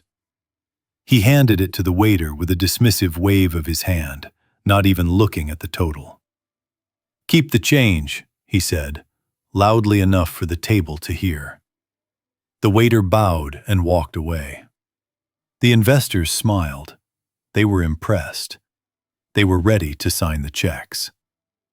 10 minutes passed. The waiter returned. He was not smiling. He was not bowing. He walked up to Preston and leaned in, whispering discreetly, "Sir, there seems to be a problem with the card." Preston laughed, a loud, nervous laugh. "That is impossible. It is a titanium card. It has no limit. Run it again." "We ran it 3 times, sir," the waiter said, his voice remaining polite but firm. "The machine is returning a specific code. Pick up and hold." The table went silent. The clinking of silverware stopped. The investors exchanged glances. Preston's face turned a deep shade of crimson. "There must be a mistake. My father passed away recently. The bank probably froze the accounts for security. It is a clerical error.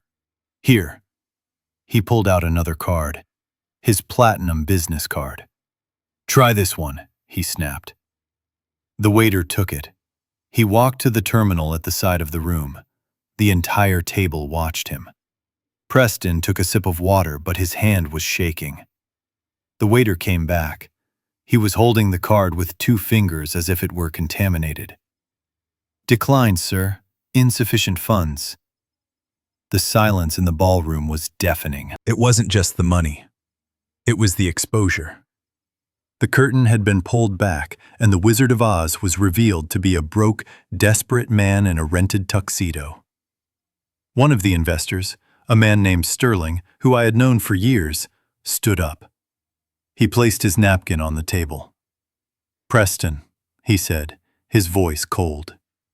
"If you cannot manage a dinner bill, I do not think you can manage my $4 million investment." Sterling walked away. The other 2 followed him. Preston sat there alone at the table, surrounded by half-empty champagne bottles. The waiter was still standing there, waiting for payment. "Do you have another form of payment, sir?" the waiter asked. Preston had to call his wife, Vanessa, to bring cash from their home safe. He had to wait in the lobby for 40 minutes while the staff watched him. He was not a king anymore. He was a pauper in a palace. While Preston was melting down in the ballroom, Mallory was facing her own reckoning on Newbury Street. She had gone shopping to make herself feel better. That was her therapy. Retail therapy. She had parked her bright yellow McLaren in the valet zone in front of a high-end boutique. She spent 2 hours inside, trying on dresses she couldn't afford, telling the sales clerks to put them on hold. When she walked out, carrying her oversized sunglasses and her sense of entitlement, she saw a crowd gathering. Mallory loved crowds. She thought they were fans. She thought they recognized her from her Instagram. She adjusted her hair and put on a smile, ready for the paparazzi. But they weren't looking at her. They were looking at her car. A massive flatbed tow truck was backed up to the curb. A man in grease-stained coveralls was hooking chains to the axle of the McLaren. "Hey!" Mallory screamed. She ran forward in her high heels, nearly tripping on the sidewalk. "Hey, what are you doing? Get away from my car!" The tow truck driver didn't even look up. He kept cranking the winch. "Bank order, lady," he grunted. "Repossession." "Repossession?" Mallory shrieked, her voice cracked. "That is impossible. That car is a gift. My father paid for it." The driver stood up and wiped his hands on a rag. He looked at her with tired eyes. "Look, lady, I got a work order here. Says the loan is in default. Says the guarantor withdrew the collateral. I just drive the truck." People were filming. Of course they were filming. The very audience Mallory cultivated was now recording her downfall. She tried to grab the door handle of the car, but the driver blocked her. "You cannot take this," she cried, tears of rage streaming down her face. "Do you know who I am?" "Yeah," the driver said, climbing into his cab. "You were the lady who didn't pay her bills." He pulled the lever. The hydraulic bed groaned. The yellow sports car, the symbol of her status, the vehicle she used to look down on the world, was hoisted into the air like a dead insect. Mallory stood on the curb alone. She pulled out her phone. She did what she always did when the world stopped obeying her commands. She called Daddy. She dialed my number. I sat in my garden in Charleston and watched the notification light on my burner phone blink. I did not answer. I had already disconnected the line, but I had set up a special message just for them. She heard the ringing. Once, twice, then the click. "We are sorry," the voice on the recording said. It was a computerized voice, cold and impersonal. "The number you have reached is no longer in service. The subscriber has disconnected all lines. Goodbye." She stared at the phone. She dialed again. And again. Preston called 5 minutes later. He had just been kicked out of the Ritz. They stood on opposite sides of the city, united by the sudden, terrifying realization that the safety net was gone. The silence on the other end of the line was louder than any scream. That night, they met at Preston's house. The mood was not sorrowful. It was frantic. They did not light a candle for me. They lit a fire under themselves. They sat at the kitchen table amidst the clutter of takeout boxes and unpaid bills. "He is doing this on purpose," Preston raged, pacing the floor. "He is dead, and he is still ruining my life. How can the accounts be closed? How can the number be disconnected?" "Maybe he had a secret will," Mallory said, her eyes red from crying. "Maybe he left it all to a charity." "We would know," Preston snapped. "Hartman would have told us. There is something wrong." The bank manager said the money was moved. Moved, Mallory. Not spent. Moved. They looked at each other. The greed in their eyes overcame the fear. If it was moved, it has to be somewhere, Mallory whispered. We need to find it, Preston said. We need to find where the old man hid the gold. He pulled out his laptop. He searched for private investigators. He didn't look for someone who specialized in missing persons. He didn't look for someone who could find a lost father. He looked for a forensic accountant. He looked for a bloodhound who could track assets. He found a man named Slater, a former IRS agent who had been fired for unethical conduct. A man who charged $500 an hour and didn't ask questions. They called him on speakerphone. Mr. Slater, Preston said, his voice trembling with a mix of desperation and avarice. My father died last week. We believe he was mentally unstable. We believe he hid $18 million of family assets before he passed. We need you to find the money. Mallory added, leaning into the phone. We don't care about the personal effects. We don't care about his history. Just find the accounts. I can do that, Slater's voice rasped over the line. But it will cost you. 10,000 retainer, up front. Preston looked at Vanessa. Vanessa nodded slowly. She went to her purse and pulled out her grandmother's diamond ring. Sell it, Preston said. They were selling their past to hunt for a future they hadn't earned. They weren't looking for closure. They were looking for a routing number. I put down the report Hartman had sent me. I took a sip of my coffee. They had taken the bait. They were chasing the ghost of Garrison Ford's wallet. But they didn't know that Alexander Thorne was waiting for them. And Alexander Thorne didn't have a wallet. He had a trap. I knew they were coming. A man does not hire a forensic accountant and a private investigator without expecting a confrontation. I had been waiting for this moment for 3 months. I was not hiding. I was not cowering in the dark. I was standing on the front porch of my carriage house, pruning the Confederate jasmine that climbed the trellis. The morning air was thick with the scent of salt and blooming flowers. I was wearing a linen suit and holding a pair of shears. I looked like a man at peace. Then the peace was shattered. 3 cars screeched into the gravel driveway.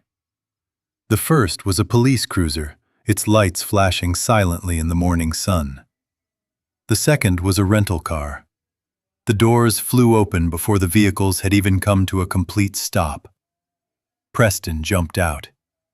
He looked terrible. His face was unshaven, his eyes were wild and bloodshot, and his clothes looked like he had slept in them for days.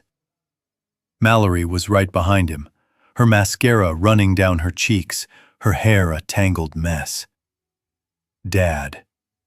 Preston screamed. He did not run to me, he sprinted. He waved his arms like a man drowning. Dad! Oh my God, you are alive! He charged up the porch steps. He reached out to grab me, to pull me into a hug that would look perfect for the police officers getting out of their car. It was the performance of a lifetime. The grieving son finding his lost, senile father. I did not flinch. I did not step back. I simply raised the gardening shears. I did not point them at him. I just held them between us, a barrier of sharp, cold steel. Preston stopped. He looked at the shears, then at my face. Dad, he panted. It is me. It is Preston. Thank God we found you. We have been so worried. You have to come home. I looked at him. I looked at him with the polite confusion one gives to a door-to-door salesman interrupting dinner. I turned my head to the police officer who was walking up the path, his hand resting cautiously on his belt. Officer, I said, my voice calm and steady. I do not know who these people are, but they are trespassing on private property. Would you mind removing them? The silence that followed was absolute. Preston's jaw dropped. Mallory gasped, covering her mouth with her hand. "Dad, stop it!" Mallory cried. "Stop playing games. It is us, Mallory and Preston, your children. You are having an episode. You are confused." I turned back to the officer.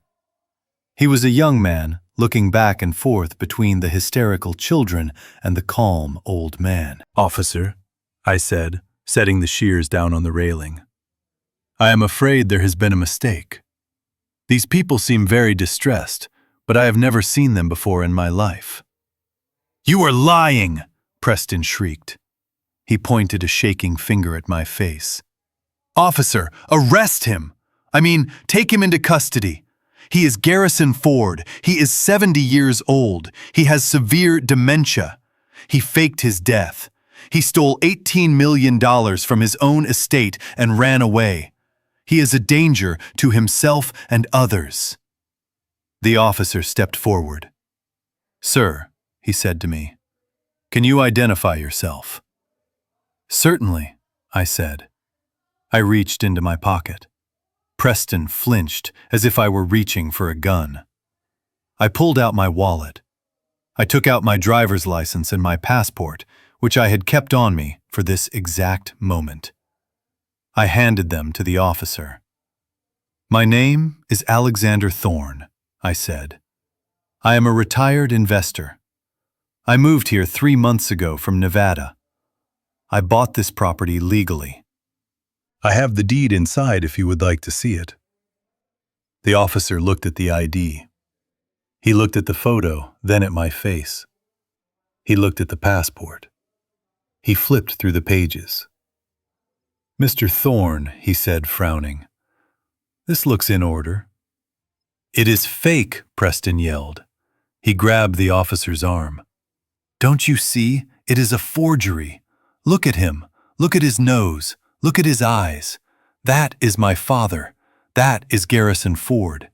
He is having a mental breakdown. You have to take him to the hospital." "Officer," I said, stepping forward, "I am preparing a pot of Earl Grey tea. Would you like a cup? It is very hot out here. We can discuss this like civilized adults without the shouting." The officer looked at Preston's manic face, then at my composed demeanor. "I would appreciate that, sir," the officer said. We sat on the porch furniture. I poured the tea. I offered sugar and lemon. I treated the police officer like a guest of honor. I did not offer tea to Preston or Mallory. They stood by the railing, sweating and trembling. "Officer," I said, taking a sip of my tea, "I understand that grief makes people see things that are not there. If these people lost their father recently, I have sympathy for them. But harassment is a different matter. They have broken into my property. They are making wild accusations." "He is lying!" Mallory screamed. She lunged at the table, knocking over the sugar bowl. "Daddy, stop this!"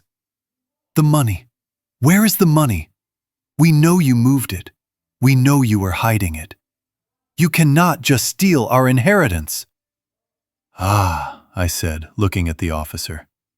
"So this is about money." The officer's eyes narrowed. He looked at Mallory. "Ma'am, step back." "He is not Alexander Thorne," Preston hissed. "He is a fraud. Check his fingerprints. Run a DNA test. I demand you take him in." The officer stood up. He handed me back my passport. "Sir," he said to Preston, "the identification is valid. This man is in his own home. He appears to be lucid and calm. You, on the other hand, are trespassing and creating a public disturbance." "But he is my father!" Preston wailed. The desperation in his voice was real now. It wasn't love. It was the terrifying realization that he was losing. I stood up. I walked over to the railing where Preston was standing. I looked him dead in the eye. I leaned in close so only he could hear me.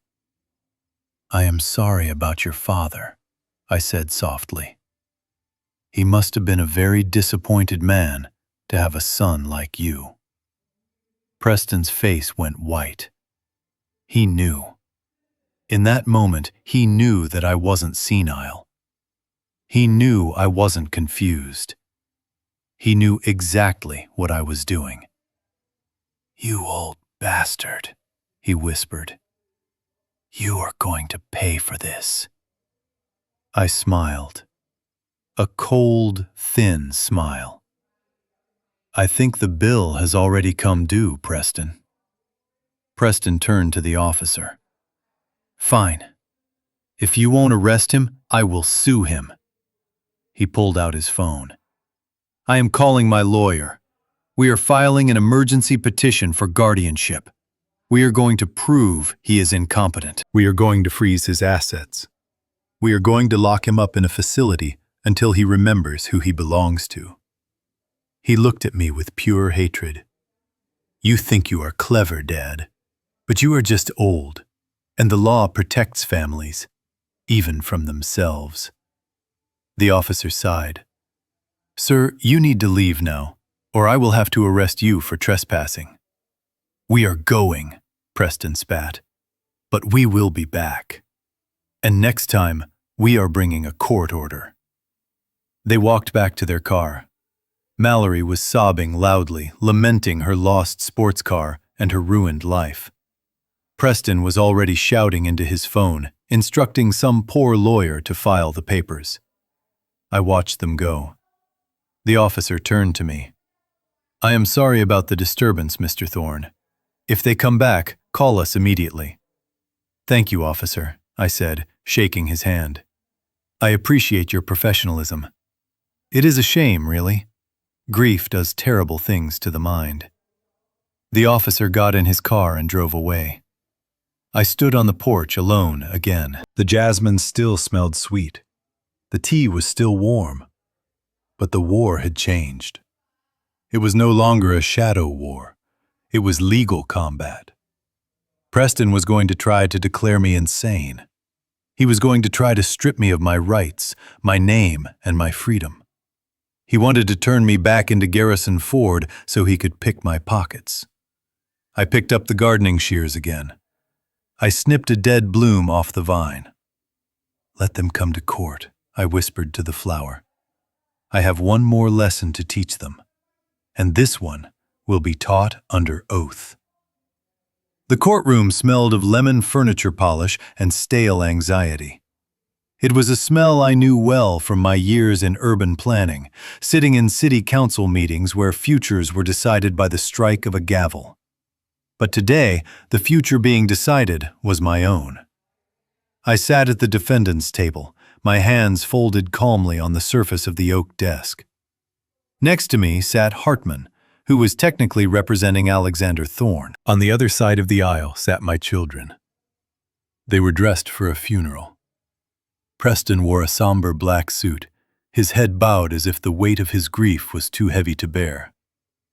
Mallory wore a modest navy dress, no jewelry, her hair pulled back in a severe bun. Gone were the designer logos, gone was the arrogance. They were playing the role of the devastated family to perfection. Their lawyer, a shark named Silverstone who charged $800 an hour, stood in the center of the room. He was a theatrical man, pacing back and forth in front of the judge, his voice dripping with practiced concern. "Your Honor," Silverstone began, gesturing toward me with an open palm. "We are not here to punish this man. We are here to save him. The individual sitting before you claims to be Alexander Thorne. He claims to be a retired investor from Nevada. But the evidence and the heartbreaking testimony of his family suggests a much more tragic reality." He stopped pacing and leaned on the jury box railing, lowering his voice to a conspiratorial whisper. We believe that Garrison Ford suffered a catastrophic mental break on the night of December 24th. We believe he wandered away from his home, confused and disoriented. We believe that in his vulnerable state, he created this alter ego, this Alexander Thorne, as a coping mechanism. A shield to protect himself from the dementia that is slowly eating away at his mind. I felt a muscle in my jaw twitch. It was a brilliant narrative. They weren't accusing me of fraud. That would require proof. They were accusing me of insanity. That only required pity. Silverstone turned to me. "Look at him, Your Honor. He has erased his history. He has burned his family photos. He has cut off all contact with the children who love him. These are not the actions of a rational man. These are the symptoms of a man who has lost his grip on reality. And worse, we believe he is being exploited. We believe that somewhere in the shadows, there are bad actors encouraging this delusion to drain his estate." He paused for effect, letting the words sink in.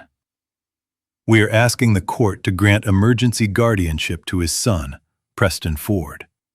We are asking to freeze the assets currently held under the name Alexander Thorne so they can be returned to the estate of Garrison Ford for his own medical care." The judge, a stern woman with gray hair and glasses, looked at me. I could see the softness in her eyes. She saw an old man. She saw a tragedy. She didn't see the shark in the linen suit. "Call your first witness," the judge said. "I call Vanessa Ford to the stand," Silverstone announced. Vanessa walked to the witness stand. She looked small. She looked fragile. She sat down and wiped a non-existent tear from her eye. "Mrs. Ford," Silverstone asked gently, "can you tell the court about your relationship with your father-in-law?"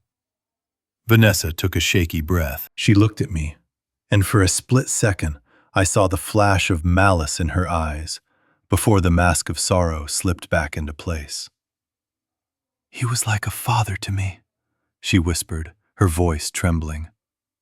"After my own father passed, Garrison took me in. I loved him so much. We all did." I watched her hands gripping the railing. These were the same hands that had closed the curtains on me Christmas Eve. These were the same hands that had signed the do not resuscitate order without hesitating. "Did you care for him?" Silverstone asked. "Oh yes," Vanessa sobbed. "For the last 5 years, as his health declined, I was his primary caregiver. I cooked his meals. I drove him to his appointments. I sat by his bedside when he had his episodes of confusion. It was hard, Your Honor. It was so hard. He would forget who we were. He would get angry. But we never gave up on him. We bore the burden because we loved him." A murmur went through the courtroom. I could feel the eyes of the spectators boring into the back of my neck. I could hear the whispers. "Ungrateful old man. Look at how much she sacrificed. How could he forget them?" She is lying, I thought. I cooked my own meals in that freezing apartment. I took the bus to my appointments. The only time she sat by my bedside was to ask if I had life insurance. But the lie was beautiful. It was detailed. She talked about Sunday dinners that never happened. She talked about buying me warm sweaters that I never received. She painted a portrait of a loving, chaotic, warm home that I had supposedly abandoned. And then the coup de grace. On Christmas Eve, Vanessa continued, choking back tears, he came to our gate. He was confused. He was shouting that we didn't love him. We tried to bring him inside. We tried to calm him down. But he drove away into the storm. We were terrified. We called the police. We searched all night. And when we couldn't find him, we thought he was dead. She buried her face in her hands. Preston put his arm around Mallory, who was also crying into a handkerchief.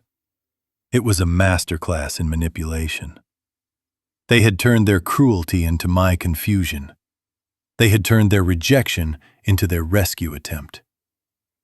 Hartman leaned over to me. "We need to object," he whispered. "This is perjury." "Not yet," I murmured, keeping my face impassive. "Let them build the tower. The higher they build it, the harder it falls." Silverstone stood up. "Thank you, Mrs. Ford. No further questions." He turned to the judge. "Your Honor, you have heard the testimony. This is a loving family that is desperate to bring their father home. Every day he remains loose under this false identity is a day he is in danger. We plead with the court. Grant the guardianship. Let us take him home and get him the help he needs." The courtroom was silent. The emotional weight of Vanessa's performance hung heavy in the air. The judge took off her glasses and rubbed the bridge of her nose. She looked at the file in front of her. She looked at Preston and Mallory, huddled together in their grief. Then she looked at me. "Mr. Thorne," the judge said, her voice gentle but firm. "I have to admit, the evidence is compelling. The resemblance is undeniable. And the sudden nature of this identity change, coupled with the liquidation of assets, is highly concerning." She picked up her pen. "I am inclined to agree with the petitioner," she said. "In cases of potential mental incapacity, the court must err on the side of caution. The safety of the individual is paramount." My heart hammered against my ribs. She was buying it. She was going to sign me over to them. If she signed that paper, I would cease to be a person. I would become property. They would lock me in a facility. They would drug me until I really did forget who I was. And they would strip the $18 million clean before the ink was dry. I looked at Preston. He wasn't crying anymore. He was watching the judge's pen. A tiny, triumphant smile was playing on his lips. He thought he had won. He thought the old man was cornered. The judge hovered the pen over the order. "I am prepared to grant temporary emergency guardianship to Preston Ford, pending a full psychiatric evaluation of the defendant." "Wait," I said. I did not shout. I did not stand up. I simply spoke the word with the authority of a man who had commanded construction sites for 40 years. The judge stopped. She looked at me. "Mr. Thorne, you are represented by counsel. You should let him speak." "My counsel knows the law, Your Honor," I said, standing up slowly. I buttoned my jacket. "But my counsel does not know the truth about the Sunday dinners." I walked out from behind the table.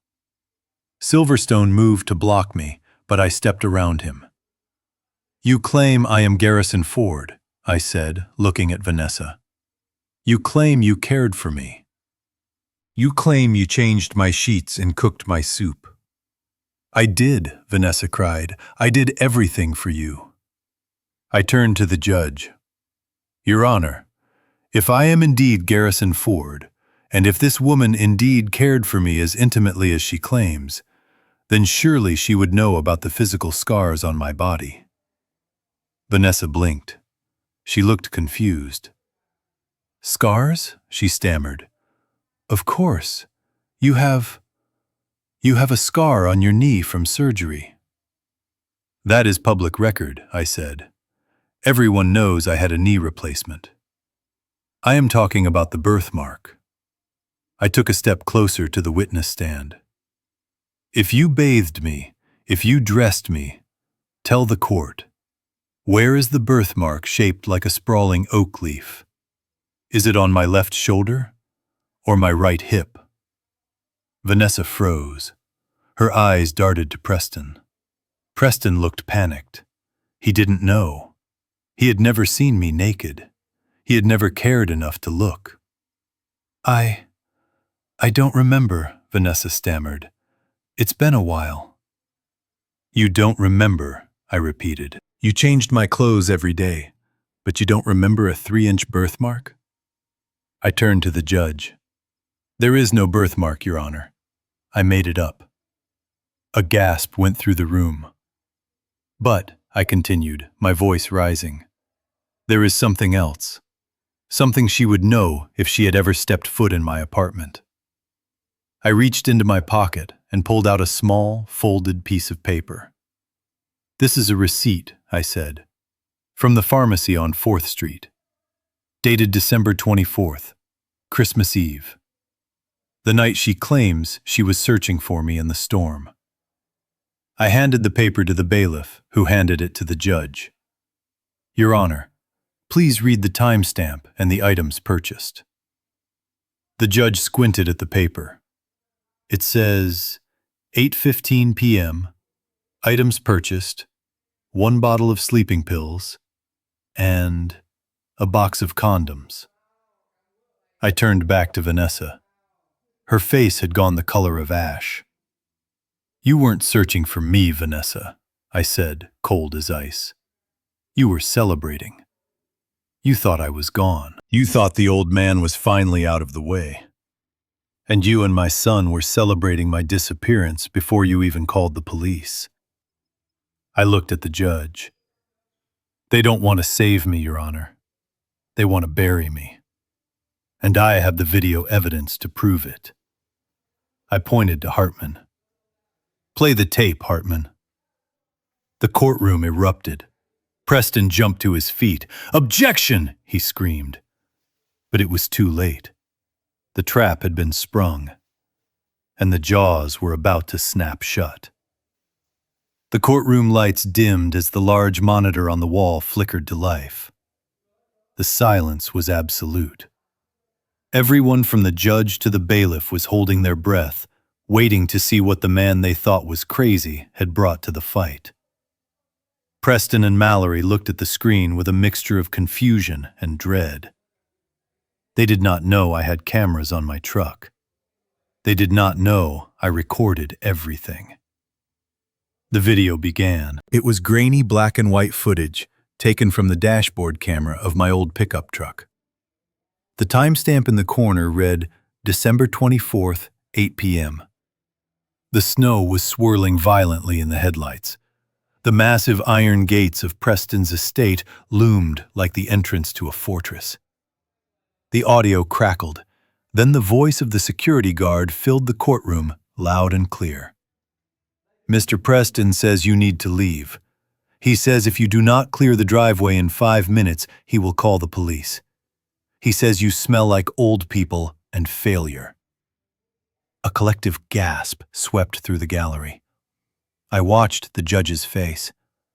Her expression tightened. She looked from the screen to Preston. Preston was gripping the table so hard his knuckles were white. He opened his mouth to object, but no sound came out. The video continued. It showed the curtains of the mansion parting. It showed the warm golden light spilling out. It showed Vanessa pulling the curtains shut, condemning me to the cold. It showed me sitting there for a long moment before reversing the truck and driving away into the darkness. The screen went black. That was the night I supposedly wandered off in a dementia-induced haze, Hartman said, his voice cutting through the tension. As you can see, Your Honor, he was not lost. He was evicted by his own son. Silverstone, the opposing lawyer, stood up, his confidence shaken.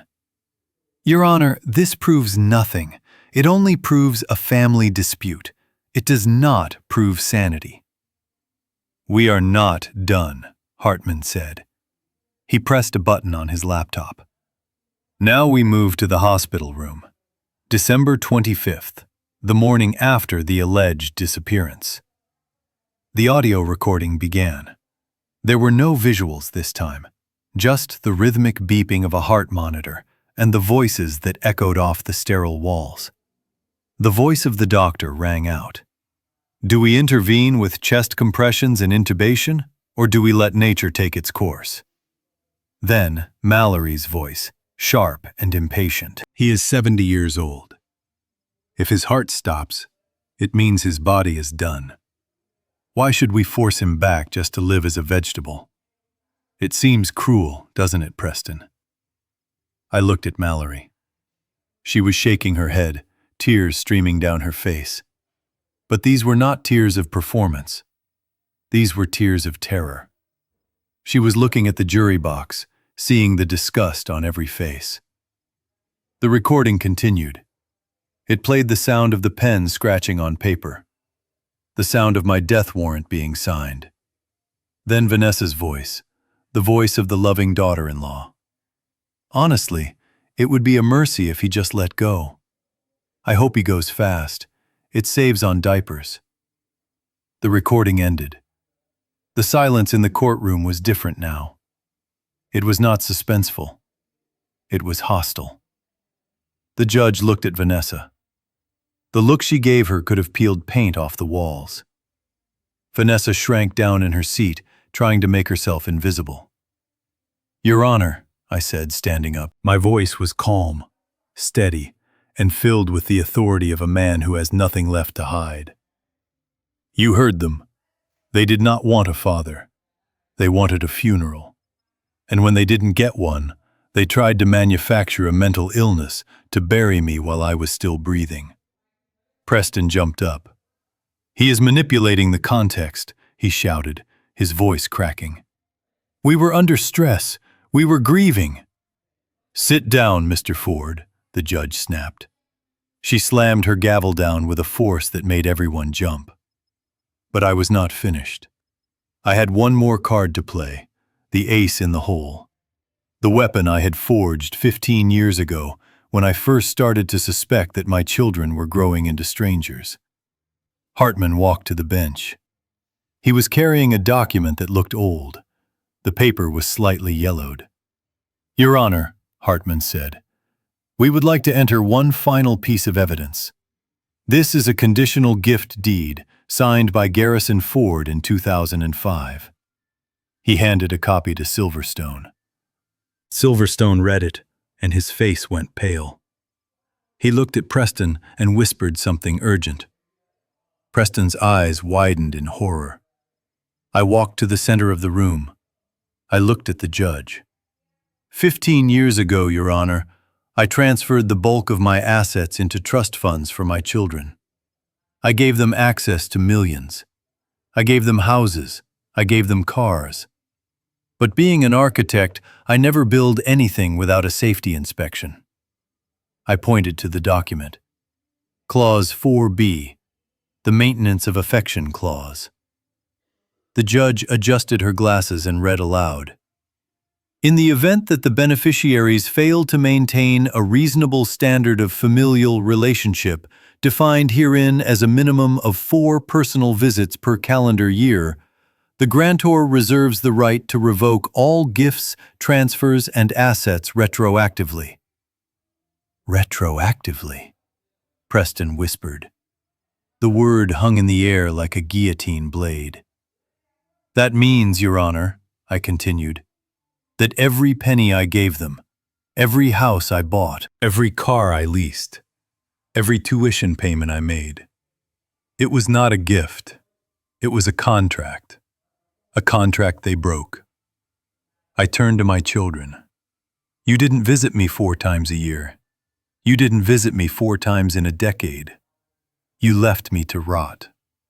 And according to the document you signed when you were 25, you didn't just lose your inheritance. You owe me everything back." Preston stood up, knocking his chair over. "That is insane. You cannot enforce that. That is $18 million. We spent it. It is gone." "Then you are in debt," I said coldly. I looked at the judge. "I am not lost, Your Honor. I am not confused. And I am certainly not crazy. I simply lost faith in the people who were supposed to love me. I am asking the court to validate the contract.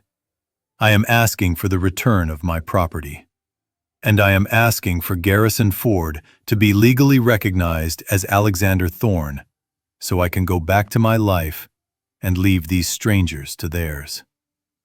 The judge closed the file. She took a deep breath. She looked at Preston, Mallory, and Vanessa. She looked at them with a mixture of pity and contempt. She did not need to deliberate. She did not need a recess. "The court finds in favor of the defendant," she said, her voice ringing out clearly. "The evidence presented is overwhelming. The petition for guardianship is dismissed with prejudice. Furthermore, the court upholds the validity of the conditional gift deed of 2005. She looked directly at Preston.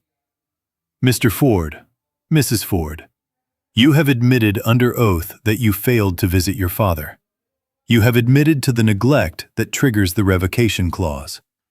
I am ordering the immediate restitution of $18 million to Mr. Thorne.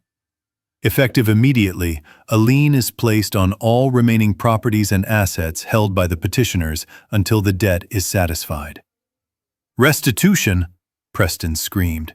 "We will be bankrupt! We will be on the street!" The judge shrugged. "Perhaps you can learn to budget. Or perhaps you can find a shelter that saves on diapers." She banged the gavel. Case closed. I did not smile. I did not cheer. I simply nodded to the judge. I turned around and walked toward the heavy wooden doors. Dad Mallory cried, running toward the aisle. "Dad, please, we can talk about this. We can fix this. I am your daughter." I stopped. I didn't turn around. I spoke to the door in front of me. "My daughter died a long time ago, Mallory. I am just a stranger who just won a lawsuit." I pushed the doors open. The sunlight from the hallway flooded in. It was bright. It was warm. It was the light of a new day. I walked out, leaving the wailing and the screaming behind me. I walked out of the courthouse, down the steps, and into the street. I took a deep breath of fresh air. It was over. Garrison Ford was avenged. And Alexander Thorne had a fishing trip to catch. 2 weeks after the gavel fell, the moving trucks arrived at the estate on the hill. It was not a dignified exit. It was a spectacle. The neighbors, those silent witnesses to years of arrogance, stood behind their curtains and watched as the Ford empire was dismantled, box by cardboard box. Preston stood on the sidewalk, wearing a wrinkled shirt and staring at the mansion he no longer owned. The lien I placed on his assets was absolute. The bank had moved with predatory speed to foreclose on the property to satisfy the judgment. He held a plastic bag containing his few personal belongings. He looked smaller than I had ever seen him. He looked like a child who had lost his mother in a supermarket. But he had lost more than a house. He had lost his shield. A red convertible pulled out of the driveway. It was Vanessa. The trunk was packed with her designer luggage. She slowed down as she passed Preston. She did not stop. She did not offer him a ride. She simply adjusted her sunglasses and sped away, leaving him in a cloud of exhaust. I heard later from Hartman that she had filed for divorce the morning after the verdict, citing irreconcilable financial differences. She moved in with a tennis instructor in Miami 3 days later. Preston was left with nothing but his debt and the echo of his own selfishness. Mallory found her fate in a diner on the outskirts of the city. The yellow McLaren was long gone, sold at auction to pay a fraction of the legal fees. Her credit was ruined. Her reputation in the socialite circles was destroyed. She had to learn a new skill: survival. I had a private investigator send me a photo a month later. It showed Mallory wearing a stained blue apron, her hair pulled back in a hairnet, pouring coffee for a truck driver. She looked tired. She looked aged. But for the first time in her life, she looked real. She was working for minimum wage plus tips. Every dollar she earned was a dollar she actually deserved. It was the hardest education she had ever received, and the only one that might actually save her soul. As for me, I did not stay to watch them suffer. I had no interest in their misery, only in my own peace. I returned to Charleston. The air was still sweet, the jasmine was still blooming, but my life had expanded. I used a portion of the recovered funds, the money that my children had tried to steal, to establish the Eleanor Ford Scholarship Fund. It was a program designed for young students who had the grades but not the means to attend architecture school. I wanted to build a legacy that was made of stone and spirit, not just blood and biology. Every Tuesday, I went to the local community center where I volunteered as a mentor. I taught a group of 10-year-olds how to draw perspective. I taught them how to look at a chaotic world and see the structure underneath. There was one boy, a quiet kid named Marcus, who reminded me of myself at that age. He had no father. He lived with his grandmother in a small apartment. He had a talent for sketching that took my breath away. One afternoon, as we were packing up our pencils, Marcus looked up at me. "Mr. Alex," he said, "thank you for buying me these supplies. I made you something." He handed me a drawing. It was a sketch of me sitting on the pier fishing. It was rough, but it captured the peace on my face perfectly. At the bottom, in crooked letters, he had written, "To Grandpa Alex." I looked at the drawing. I felt a lump in my throat that was harder to swallow than any grief I had felt in the past decade. Preston and Mallory had my DNA, but they never saw me. This boy shared no blood with me, but he saw my soul. I framed that drawing. It hangs in my hallway now, right next to the restored portrait of Eleanor. I sit on my porch in the evenings now, and I listen to the crickets. I am 71 years old. I have a new name. I have a new life. And for the first time, I have a family. It is a family of friends, of neighbors, of students, of people who chose me not because they had to, but because they wanted to. I took a sip of my wine and looked up at the stars. Garrison Ford is dead. He rests in peace knowing that justice was served. Alexander Thorne is alive, and he has never been happier. Family is not about whose blood runs in your veins. It is about whose hand holds yours when the storm comes. It is about who respects you when you have nothing to give. It is about love that is a verb, not a transaction. I found my freedom the day I stopped trying to buy their love and started investing in my own dignity. It was a high price to pay. $18 million and a lifetime of memories. But looking at the peace that surrounds me now, I know the truth.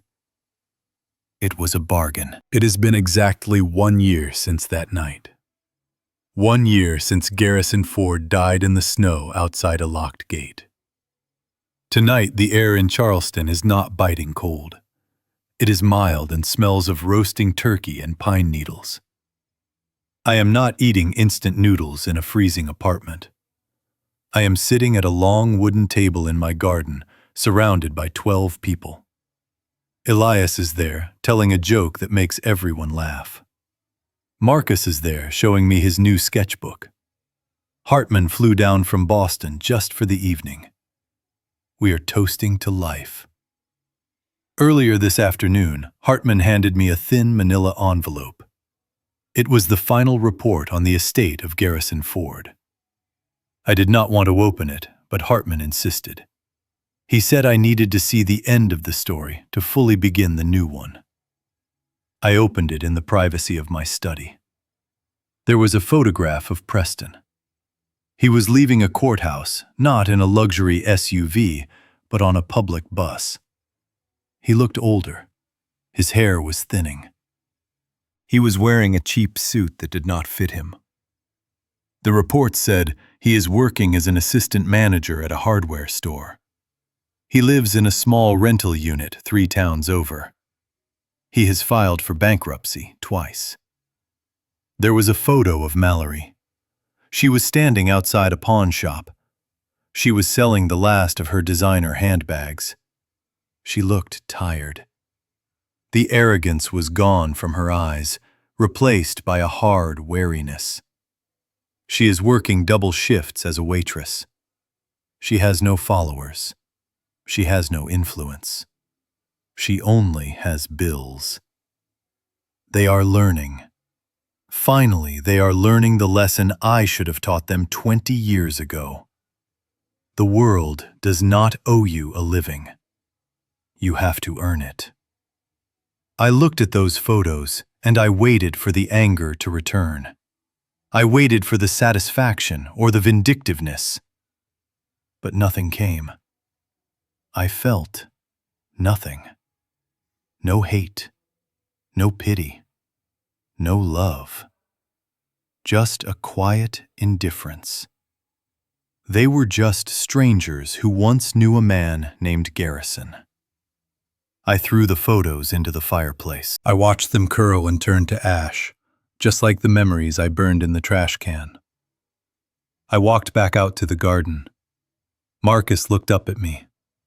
"Grandpa Alex," he called out. "Come look at this drawing. It is a picture of us." I walked over and sat beside him. The drawing showed a tall man and a small boy fishing off a pier. The sun was shining in the picture. "It is perfect, Marcus," I said. I looked around the table at the faces of my new family. This is my legacy. Not the buildings I designed in Boston. Not the millions of dollars in the bank. Not the bloodline that turned sour. My legacy is this moment. It is the peace of a life chosen, not inherited.